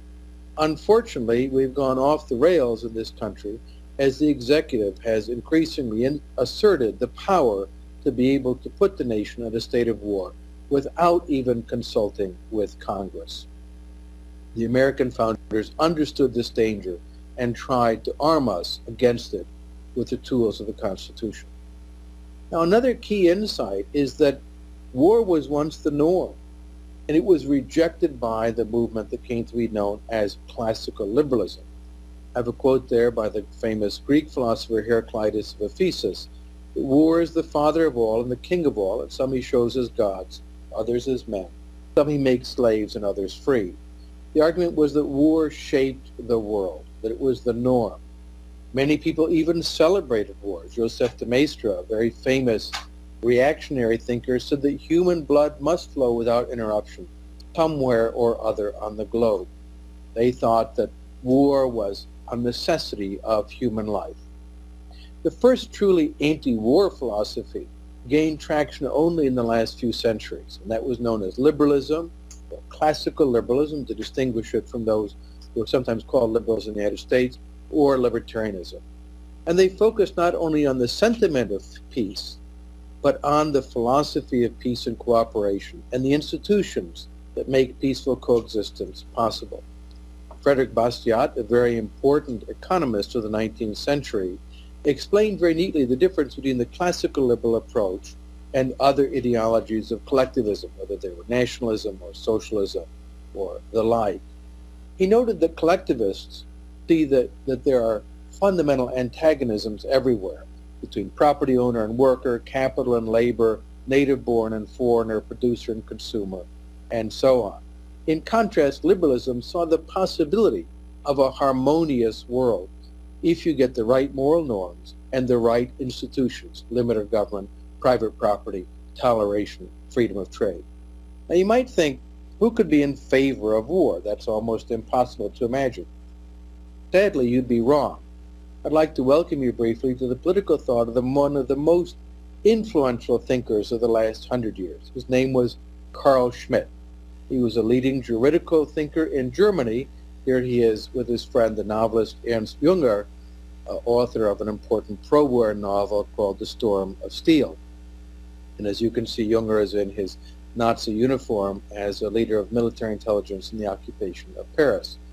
Schmidt was one of the leading thinkers of the Third Reich. He's been deeply influential, and you find him on the far right and on the far left.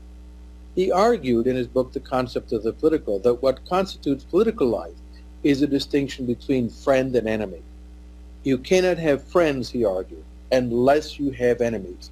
The existence of political life required the existence of enemies, fighting collectivities of people confronting similar collectivities.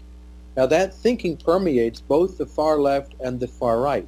Slavoj Žižek, the most prominent contemporary Marxist thinker in Europe, is a radical Schmittian, if you will, but a leftist. So he says a leftist position should insist on the unconditional primacy of the inherent antagonism as constitutive of the political. That antagonism between black and white, rich and poor, male and female, you could make long lists of this. That is what constitutes our life together.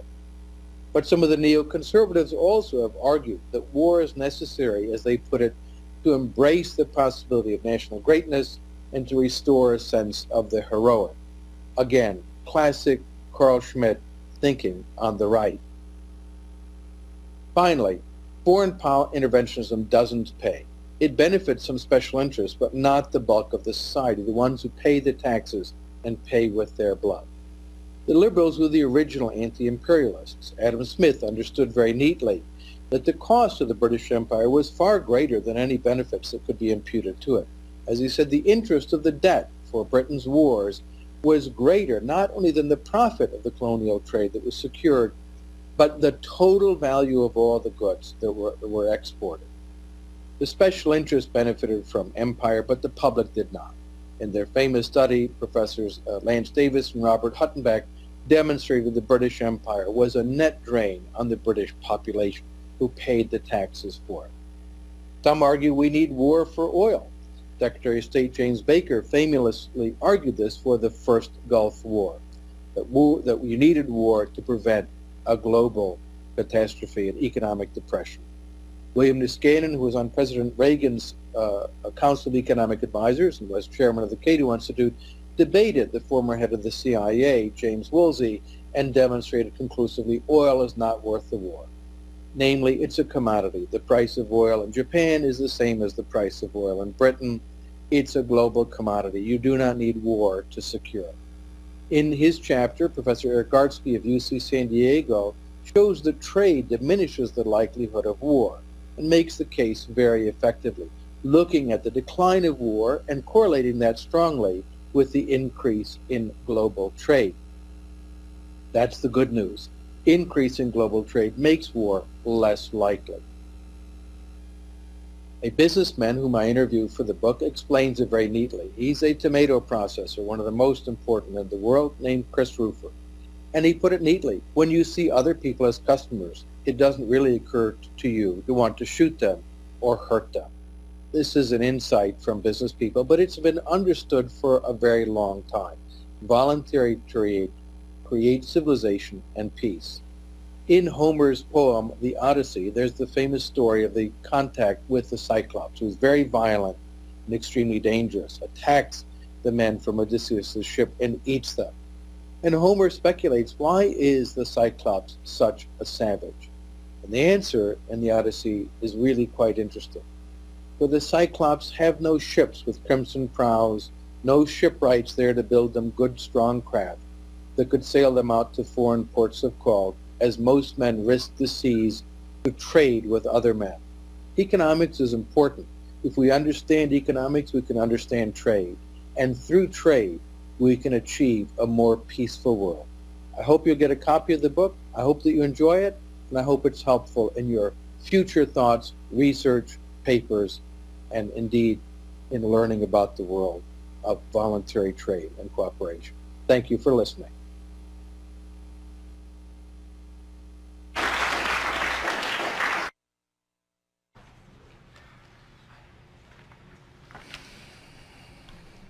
Our next guest speaker comes from the Centre for Independent Studies in Australia, Simon Cowan.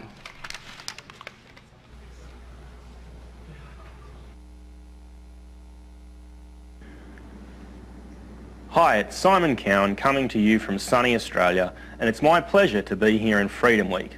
Well, technically, I'm virtually here, having recorded this for Freedom Week, but I can assure you at least that my pleasure is very real. I am, however, puzzled why there is only one Freedom Week. What happens on the other 51 weeks? No freedom? Is there a Socialism Week? I don't know, but I don't like it because, you see, I'm passionate about freedom, and I work at a place that actively promotes it. And I want you all to be passionate about free thinking and ideas as well. Now, one of the great things about going to college is finding things that you are passionate about. Hopefully, your passion is something that you can make a career from, a lifelong pursuit of liberty and happiness. But that line of thinking is one you've probably heard 100 times before. It's almost cliched, and it's a boring topic for something so exciting as Freedom Week. So let's instead talk about what happens next after you've found your passion. You see, if your passion is sports, then you know what to do next. You go pro. If your passion is entrepreneurial, then starting a business is your way. But what if you're passionate about ideas, or social justice, or an important issue, like, say, the role of unconscious bias in gender workforce outcomes? What do you do next? For too many people, they demand that something be done, and that the someone they turn to do it is almost always government. But government isn't the answer, and it should almost never be the first answer, and in this session I'm going to explain why. Why it's a bad idea to turn to government for the solution to every problem. The key lesson from my presentation is why you must use your passion to convince other people of your ideas, and not just impose your vision of utopia upon them.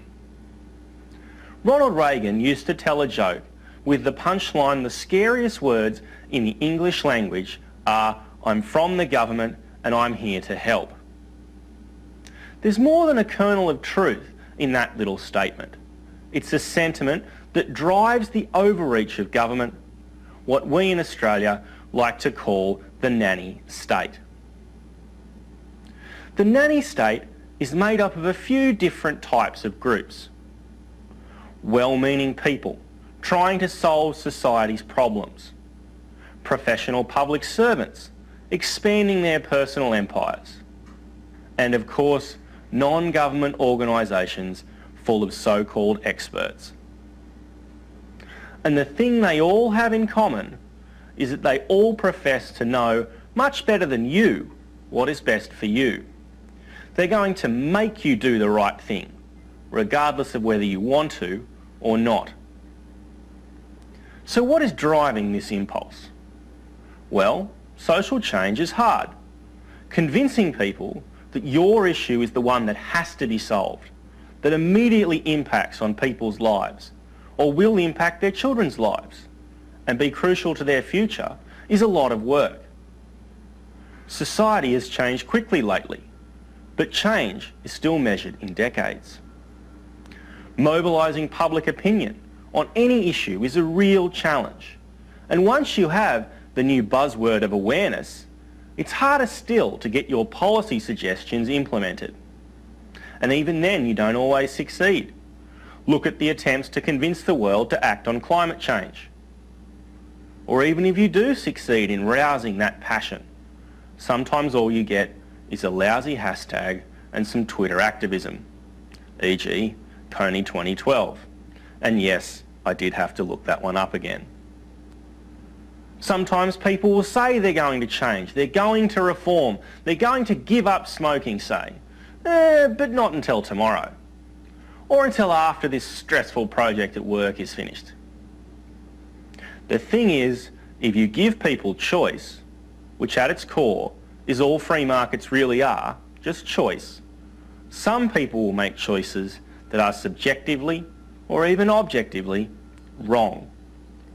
And we should be really careful before we ask government to solve those wrong choices by removing the choice from everyone. You see, compared to convincing the public, convincing a politician to take up a crusade is easy. And a great example comes from my home state of New South Wales here in Australia. In 2013, the state government announced new rules to protect children falling from windows in apartment blocks. The year before, 39 children had been hospitalised for these falls. This is in a state of 7.5 million.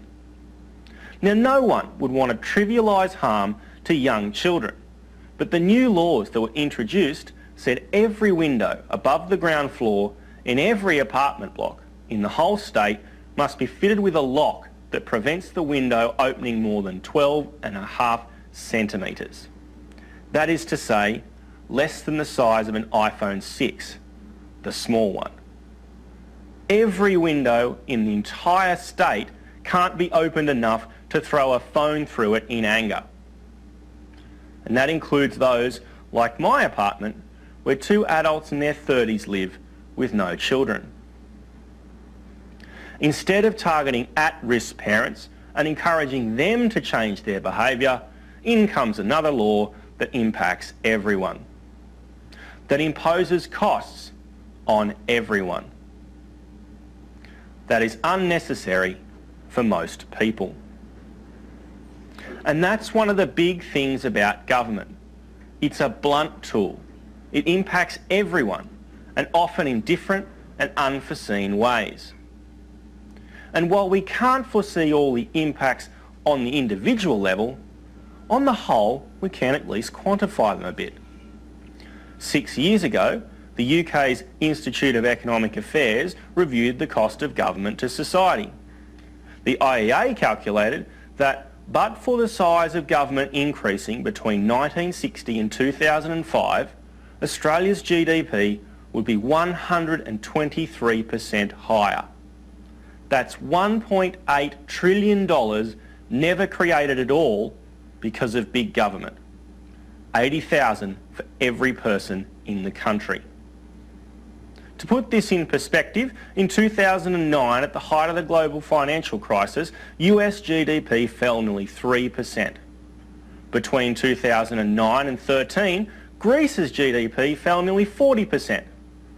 But our GDP here in Australia would be 123% higher, but for government and not a word. But what about other things than GDP? What else can government do to lift people from poverty? Well, smaller government isn't just better at GDP, it does a lot to lift the living standards of everyone.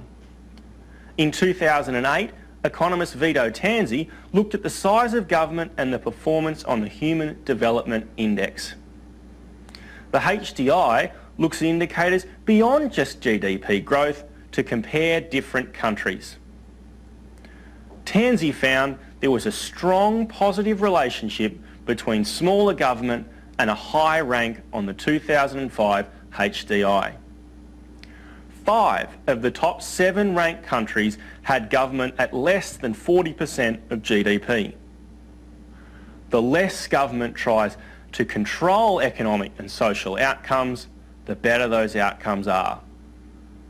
But secondly, and possibly more importantly, free market capitalism has long been the most effective force for lifting people out of poverty. We must never be afraid to make the argument that economic growth is a good thing for rich and poor alike. The National Bureau of Economic Research found that the proportion of people globally living on less than $1 a day has fallen by 80% between 1970 and 2006. And this is due in large part to free trade and economic development. In fact, smaller government outperforms bigger government on almost every metric you can think of. But government spending is only one side of this coin. One of the most important real-world manifestations of the wrong approach by government is the role of taxation in balancing budgets. No doubt you've heard the refrain often enough that the rich don't pay their share, and that if they did, countries like America and Australia wouldn't have any budget problems. Well, that's what the previous Australian government thought. So they tried to reduce their budget through a rise in tax rises, including a couple of disastrous mining taxes and some tax rises that masqueraded as savings. This approach utterly failed. Their new taxes raised barely any money. The budget deficit widened, and the impact of the future spending means Australia's once enviable fiscal position is now under threat. But if you want further evidence of how bad tax rises look at austerity in Europe, far from being massive cuts to government as some claim, too many governments in Europe are trying to raise taxes to narrow the gap. Even France, where the socialist president said that taxes are too high, had this same problem. Cutting spending promotes growth, but raising taxes kill it. Taxes produce deadweight loss.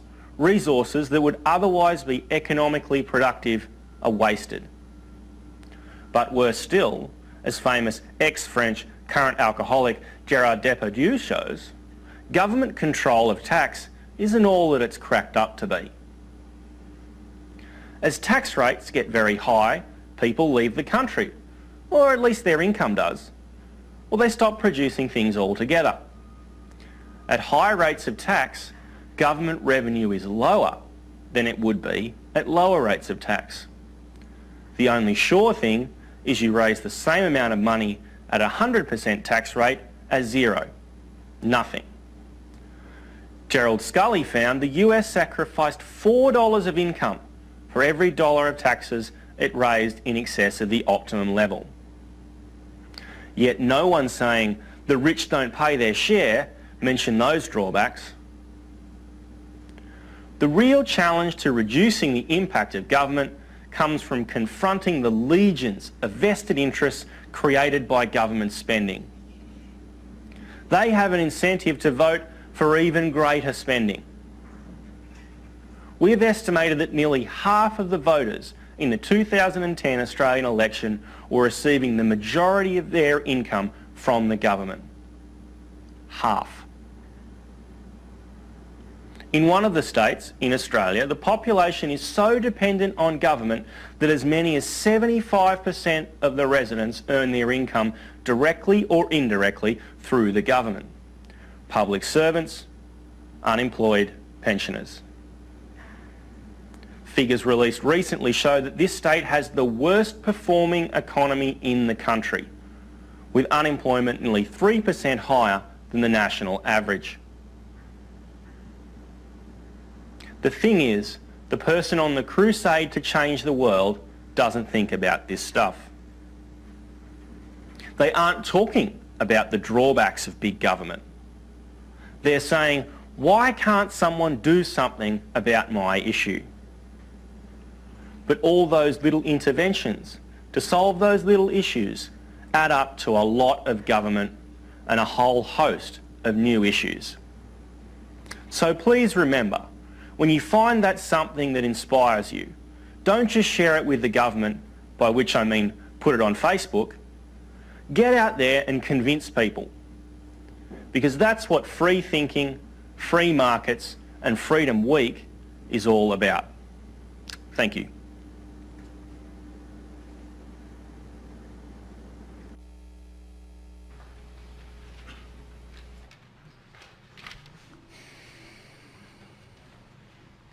Our next guest speaker comes from the Mankell Economic Education Foundation, Paul McCarthy.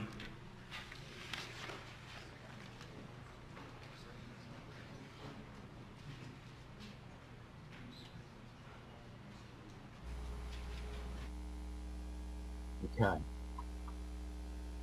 5, 4, 3, 2, 1. Good afternoon. My name is Paul McCarthy and I'm talking to you from the Mankell Economic Education Foundation in Perth, Western Australia.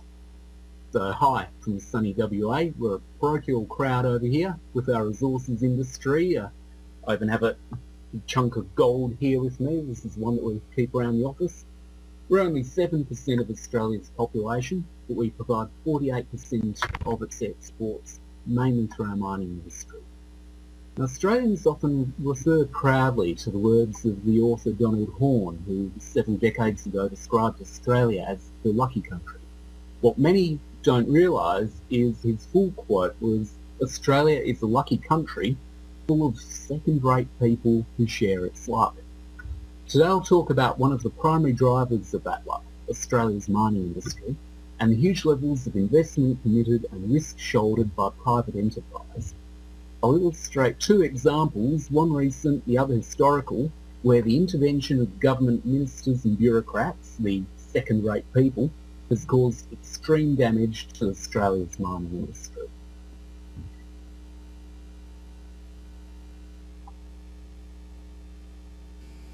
Up here you'll see a map of the Australian mine map from the department in Canberra. They are only the government, so we're not sure that they got it quite right, but it's a fair illustration. Here's Western Australia, this large, barren, inhospitable part of the continent, and up here is the famous Pilbara region, which is supplying most of China's iron ore at the moment. Now, our resources industry is regarded as one of the backbones of the Australian economy. We have rich deposits of gold, iron ore, copper, nickel, manganese, zinc, silver, uranium, diamonds, coal and gas, and they've brought Australia huge wealth since first gold rushes about 160 years ago. The mining industry has seen this massive wealth creation. Resource exports sit at about $205 billion last year, more than half the share of Australia's total exports. One of the standout successes has been iron ore, rising from $5 billion 10 years ago to $70 billion in the last decade. That's primarily from that Pilbara region of WA. Now this amazing wealth creation has trickled through the Australian economy. $70 billion is about $35,000 per resident of Western Australia. And it's resulted in huge employment and wage growth, royalties, share ownership, investment and consumer spending. But this amazing success would not have occurred had it been up to the Australian government in Canberra. In fact, if government bureaucrats had their way, the entire Australian iron ore industry would have been stillborn. Now, in 1952, a pastoralist by the name of Hancock, who you'll see in a photo here with his plane, was travelling to Perth from his station, that's what you call a ranch in America, down to the city of Perth. Now Western Australia is a vast, sparsely populated and inhospitable part of the world, about 4 times the size of Texas. So the only way for a lot of these remote station owners to get around is by a light plane. He was flying along and suddenly a thunderstorm rolled in.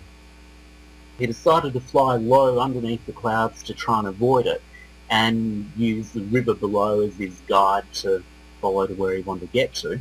As he flew, he noticed that the rain was washing dust off the walls of the canyons below him, and he could see that there was mile upon mile of bright red rock underneath. He realised it was oxidised iron ore.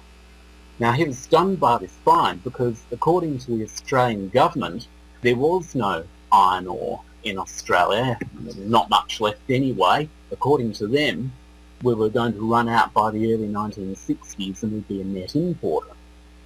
They'd even put a ban on exporting iron ore because, hey, we had hardly any left apparently, we'd better keep it all to ourselves. Hancock soon returned to the area, landed among the bushes, there were no roads or airstrips out in the wilderness, and he took a whole lot of samples over a 50-mile area and sent them to lab in Perth, which showed that they were a higher grade than the best grade ore used in America at the time. It was estimated that there was over 1 billion tonnes of some of the highest grade iron ore in the world. He thought, fantastic, and approached the government with news of his find. However, strangely, the government refused to countenance what he was telling them. Told them that, no, very sorry, I've seen it all out there, but they refused to budge and told him that there couldn't possibly be any iron ore out there. It took a decade of lobbying by Hancock and others until the export ban was finally lifted in the early 1960s. Hancock started to approach large mining operations in Australia and overseas, only to find that when he did, they'd already gone and contacted the Bureau of Mineral Resources in Canberra to check up on his word, and the Bureau, of course, had gone and said that this old pastoralist just didn't know what he was talking about, and that there's nothing out there, the whole thing wasn't worth bothering with. One after another, the world's leading mining companies rejected one of the premier resources on the planet, until one leader and visionary, the London-based chairman of Rio Tinto, Sir Val Duncan, decided to have a bit of a look for himself again. Gave Hancock a chance, and Rio ended up opening their first mine in the Pilbara in 1966, and that's how the Pilbara region was born, in spite of the best efforts of the government regulators, and it underpins the wealth of Australia today. Now, the more recent example of Horne's second-rate accusation about government and regulators is the destructive hubris displayed by the Rudd-Gillard Labor Party government of 2007 to 2013, in particular the mining tax that they instituted. Now, one would think that the 1970s had taught politicians the perils of high taxes on internationally competitive industries for the purposes of class warfare and revenue raising. Yet, the Rudd-Gillard governments in Western Australia and Australia broadly thought that they knew better what was good for us. I'll just pull up a picture of those two just now. That are not looking too happy, and I can tell you most of Australia wasn't too happy by the end of their reign in power.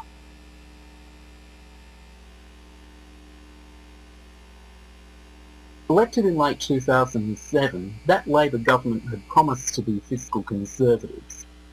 Along came the financial crisis, however, and upon the turmoil in the Northern Hemisphere, these so-called fiscal conservatives showed their true colours.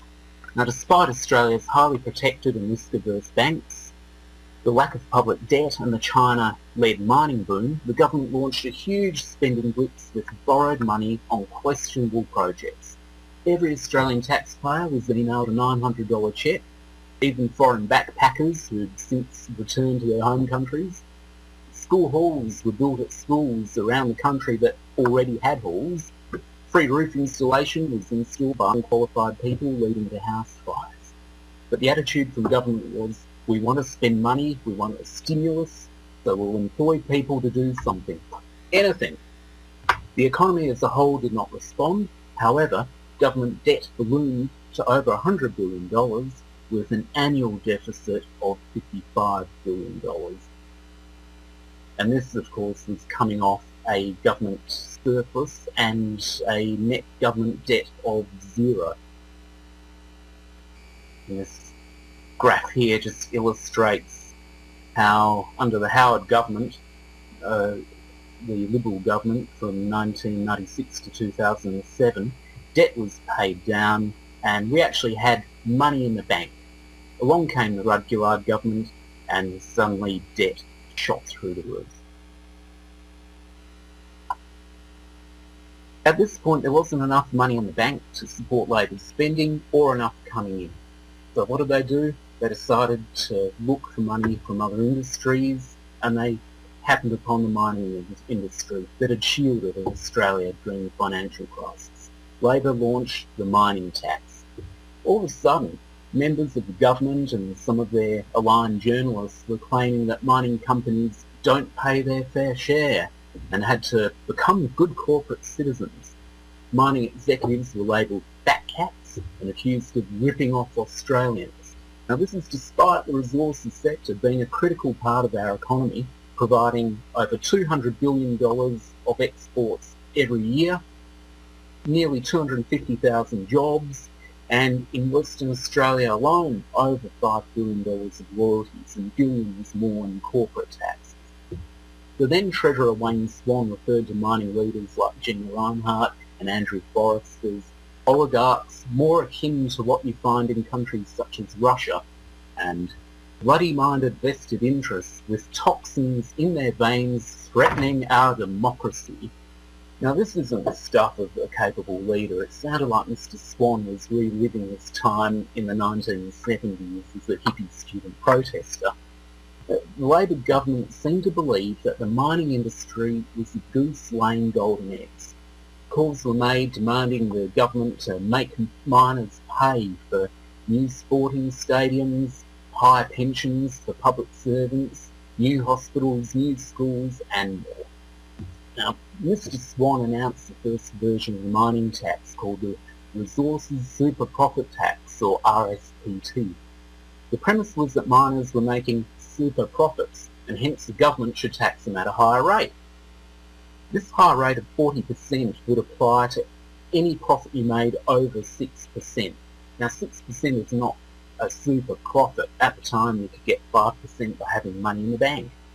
Worse still, it applied on top of corporate tax. The government didn't even consult the industry in any meaningful way, nor the state governments whose royalties would be abolished by the RSPT. In Australia, onshore resources are considered the property of the state, so this new mining tax effectively expropriated to the federal level the value of those resources. It also became apparent that the predicted revenue of $12 billion was based on old forecasts, and that the real revenue would be more than double that amount, risking making a lot of projects uneconomic. And a very strange aspect of that tax was that as a profits-based tax would have effectively made the federal government a kind of business partner with the big mining companies. Can you imagine a worse business partner than the federal government? Now, in bad times, what would happen is mining companies would pay no tax. The government might even give them some welfare payments to get through the trough. And then in good times, the government would come back and collect a 40% take of the miners' profits. So effectively, you have a government underwriting large, risky investments. Not a good idea. The day after the tax was announced, the Prime Minister, Kevin Rudd, was asked, well, what is a super profit? And he couldn't even answer the question. This, of course, kicked off a huge campaign against the mining tax, led by a number of the top mining companies. You see a few of them there, and the mining protests brought out people from all levels of Australia, from the wealthier to working class, from corporate to blue collar. People across Australia realised the very silly nature of this tax. Industry was worried that the treatment of exploration activities would be hindered because there was an assumption in the new tax that they were basically risk-free. So not only would they be taxed in a manner that ignored the risky nature of investment, but many projects would just be shelved because they'd be too risky for not enough return. Tragically, the term sovereign risk was used in Australia, in relation to Australia, for the first time in about 35 years. People around the world were saying, what's happening in Australia? Bit shaky down there. We'd better be careful and take another look. And that's tragic for a country that's had a strong reputation for decades. Even the Zimbabwean government, I kid you not, put out a cheeky press release claiming that miners should invest in Zimbabwe because they wouldn't suddenly announce new taxes, unlike the Australian government. Now, I'm still not sure if that was just a bit of tongue-in-cheek fun or if they're actually being genuine, but in any case, it reflected poorly on the Australian government. Kevin Rudd was soon dumped by his own party, and Julia Gillard became the Prime Minister. She quickly moved to sort out this political problem of the RSPT and replaced it with the Mineral Resource Rent Tax, or MRRT. Governments and bureaucrats love their slogans and long-winded titles. The rate of taxes dropped from 40 to 30%, and the point it cut in raised from that ridiculous 6% up to slightly less ridiculous 13%. But they made the same mistake of not consulting broadly. Gillard shut out all but the three biggest miners, effectively cut a deal with them to get their support in return for a bit more of a favourable treatment. This, of course, ensured that all the other miners remained trenchantly opposed. Policy by deal is rarely good policy. Even the Treasury Secretary said the new MRRT was worse for jobs and investment than the original RSPT. Now, one of the fatal flaws in the new tax was that it allowed for a one-for-one offset against state royalties. So if the state charged a royalty on a ton of iron ore mined, that basically allowed a credit against the federal MRRT. So it's a one-for-one effect. Yet the government assumed its forecasts were bulletproof and went ahead with $17 billion of spending measures, like superannuation concessions for low-income earners, income support bonuses, and new payment to parents with school-aged children.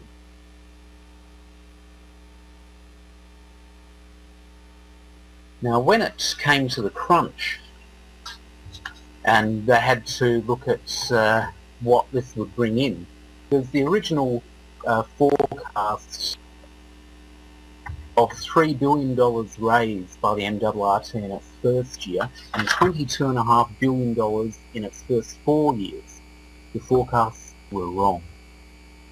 Problems with the design of the tax, the higher Australian dollar, and a slowdown in the mining sector more broadly meant that revenue fell far, far short of forecasts. The first year came in at only $200 million. That was only 6% of the amount forecast. By the June quarter of this year, the forecast of only $150 million compared to actual receipts of $600,000, less than a half of 1%. Fewer than 20 taxpayers contributed to the meagre revenue raised, but over 125 other companies had to comply with the same legislation while not even actually paying any tax. In all, the revenue from tax was less than 5% of forecasts and less than half the estimated cost of its implementation. Now let's just think about that. We spent more than double on it than what we earned from it, while the value of existing projects was damaged and potential investments around the country were abandoned. The Australian people deserve better. Thankfully, Australia remains the lucky country, but not by divine right. We need to ensure that we stay competitive, that firms are willing to invest in our productive industries, and that government keeps the regulatory burden to a minimum. Our resources sector is not a golden goose, it's more like a garden. It will only flourish if it's well tended. Let's hope that future governments have learned the lesson of the Rudd-Gillard mining tax debacle.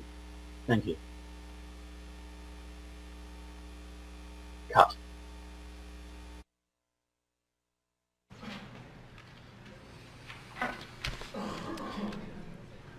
Our last two guest speakers come from Bulgaria on air, Vladimir Sirkarov and Kuzman Iliev.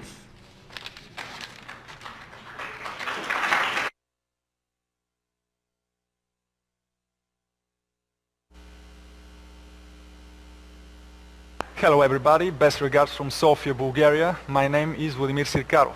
In my 5 minutes, I will try to answer the question why money and monetary policy are important. The answer is hidden behind the Austrian theory of business cycles, which explains how credit expansion and central banks continuously build up economic cycles. Nowadays, coercive state interventions are the main reason of financial problems in the Eurozone, United States and in the global financial system. This video is going to show you some parts of boom and bust cycle theory in the presence of the different concepts of money and government policy. We have to start with the difference between business cycles and ordinary business fluctuations. It is obvious that we are living inevitably in a society of constant and everlasting change. We cannot predict this kind of change. To predict the precise future of human action is impossible. As Murray Rothbard the Great says, people try to forecast and anticipate changes as best they can, but such forecasting can never be reduced to an exact science. Entrepreneurs are in the business of forecasting changes on the market both for conditions of demand and of supply. The more successful ones make profits with their accuracy of judgment, while the unsuccessful forecasters fall by the wayside. As a result, the successful entrepreneurs in the free market will be the ones most adept at anticipating future business conditions. He adds that they cannot never be perfect and entrepreneurs will continue to differ in the success of their judgments. If this were not so, no profits or losses would ever be made in business. Let's put into our view the government and its hope to help off market participants to market failures and to stabilize business fluctuations generated by consumer tastes, shift changes in investment consumption ratio because of different time preferences, tech development, labor force, possession and using natural resources, etc. I'll ask you, does government have to force you to study biology if you want to study physics? Or to force entrepreneurs to hire people because they do not have work, not because they are needed. Or to force me to record some video before I want it. And all these government names stabilization plans. If you, who is watching me now, desire more libertarian videos and fewer Keynesian cock and bull stories, should you be forced to keep watching Keynesian videos and lectures and be prevented from watching the libertarian ones, all for the sake of stabilization? The answer to this question is in the negative. If we reallocate our analysis to present paper currency, it is obvious that they could not survive in a truly free market against the competition of commodity monies as gold and silver. The main reason fiat money to continue to be used is all about the government's special legal protection. The monopoly of money production, legal tender laws and the whole central banking activities are part of this special legal protection against free chosen money. As Guido Husman says, at no time in history has paper money been produced in a competitive market setting. Whenever and wherever it came into being, it existed only because the courts and the police suppressed the natural alternatives. In other words, to have a paper money means to allow the government to significantly curtail the personal liberties of its citizens. It means to curtail the freedom of association and the freedom of contract in a way that affects the citizens on a daily basis and on a massive scale. As a final, I will say economy is simply the human action. It is not simple, but also it is never connected to complicated mathematical equations and graphs. If we analyze the connection between money and government, surely we'll reach one simple truth. There is no need for political intervention to impose monies different from the ones that the market participants would have chosen anyway. Unfortunately, in many universities and books have been fabricated to justify exactly such intervention. And because of this, be careful. Thanks for your time.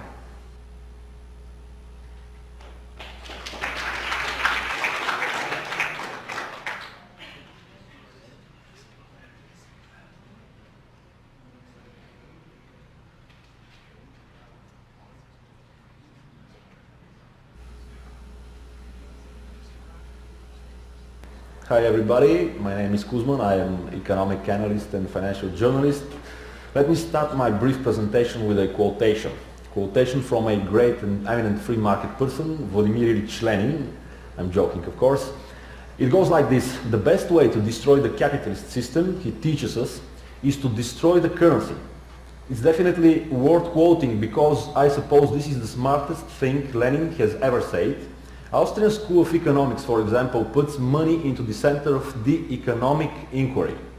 It proves that the government meddling with money is by all means the main cause for the unstable boom and the outrageous depression, which logically followed. The so-called boom and bust or economic cycle. In stark contrast with what people normally say, money is not an evil per se.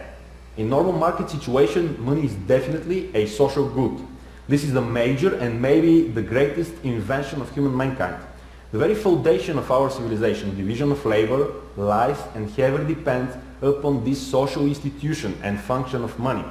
In the state of barter economy, where I exchange my tomatoes, for example, for your red wine, money wasn't actually needed and people lived in relative poverty. The existence of double coincidence of wants was unavoidable. But the time passed on and commercial relations developed, they got complicated by human needs, incentives and ideas.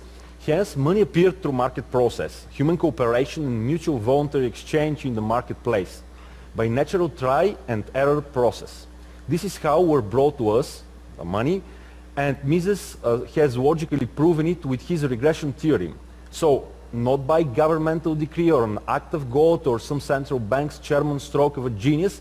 Now, the division of labor and the capital accumulation flourish, having prices in terms of money enhances our ability to save real goods in terms of money and make rational economic calculation.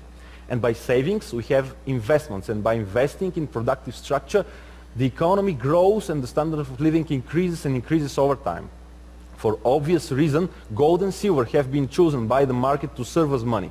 Metal money is commodity money, brought by natural evolutionary market process. We have no time to dwell into how the state was hijacking the monetary field and still do it again. What we have to understand is that today we, me and you, we live in a strange and I would say dangerous economic and social experiment. 40 years ago, global money and the overall world monetary system were disconnected totally and entirely from any commodity standard whatsoever. The so-called gold window was definitely closed by Richard Nixon in 1971, and now we all live in a world of fiat governmentally controlled by legal tender law, politicized state, money monopoly. The truth is that the only reason for us to use paper ticket with some nice faces of presidents and glorious historical personalities as money is that they were backed by gold, a real good out of the scope of political manipulation. The problem with money stems from the fact that it intermediates almost every market transaction. It affects us willy-nilly, our pension funds, our savings, investment and consumption decision as well. Today, governments around the world, through their central banks, have absolute monopoly over money production. And as Hans Hermann Hoppe, the great political and economic libertarian thinker, loved to say, the monopoly is always bad from the viewpoint of the consumer, the free people. Another topic is whether monopoly can emerge without government interference with the market, but let it go for now. Through compulsory measures and coercion, the state has invaded the monetary sphere. As a consequence, today, central banks around the globe have control over the monetary base, the so-called high-powered money or base money. The base money serves as basis for the bank credit, which commercial banks create and grant on top of this basis. The bank money is called demand deposit. These demand deposits have the economic function of outright money and constitute the money supply. You can buy your car with such a credit, for example. So, commercial banks are money producers in equal footing as the central bank. They are central bank's agency or operational units. Let's clarify a little further. The fractional reserve commercial banks are granted the unique privilege by the state to create demand deposits out of thin air on top of the state-based money, without having enough reserve to meet a sudden redemption wave if necessary. Commercial banks cannot honor their contractual agreement vis-à-vis their depositors, so to speak. They are inherently insolvent, to borrow the Murray Rothbard term. They inflate credit, being secured that central bank will be their lender of last resort. En revanche, banks are the main creditor of the state, a dangerous collusion and partnership in the detriment of free individual and harmful for the smooth functioning of the market process. Thus, having obtained the new base money, banks are granting loans and expanding the money supply and credit. Interest rates, the time preference of the public, has been artificially suppressed beneath the market level. In the free market, we shouldn't distort signals. And the interest rate signal, the discount, is the discount, the present and the future, revealing the existence of the real saving. By distorting the price mechanism and by administratively setting the lower than the natural interest rate, central bankers distort market signals and create the false sentiment of real savings available. Large and long-term investment projects are started as a consequence. Economic disturbance, financial market crashes and financial panic are the logical result. When the malinvestment occurs and the bust reveals the real state of affairs, it's too late. Capital has been lost, labor and production factor have to readjust de novo. Time is too short to discuss the reform in detail, but to conclude, what has to be done? Let's abolish the government monopoly over money. Base money has to be 100% backed by something real. I don't say gold because the market will decide whether it should be gold or not. Up to now, it suits very well for the purpose and most importantly, it has been chosen by the market. Fractional reserve banking must be treated at its face value as a crime or fraud against the private property. Let's propose 100% reserve banking to be installed, and I'll finish my presentation with the following statement of Meyer Amschel Bar Rothschild, the founder of the Rothschild banking dynasty. Give me control of a nation's money and I'll care not who makes it slow. Thank you for your time.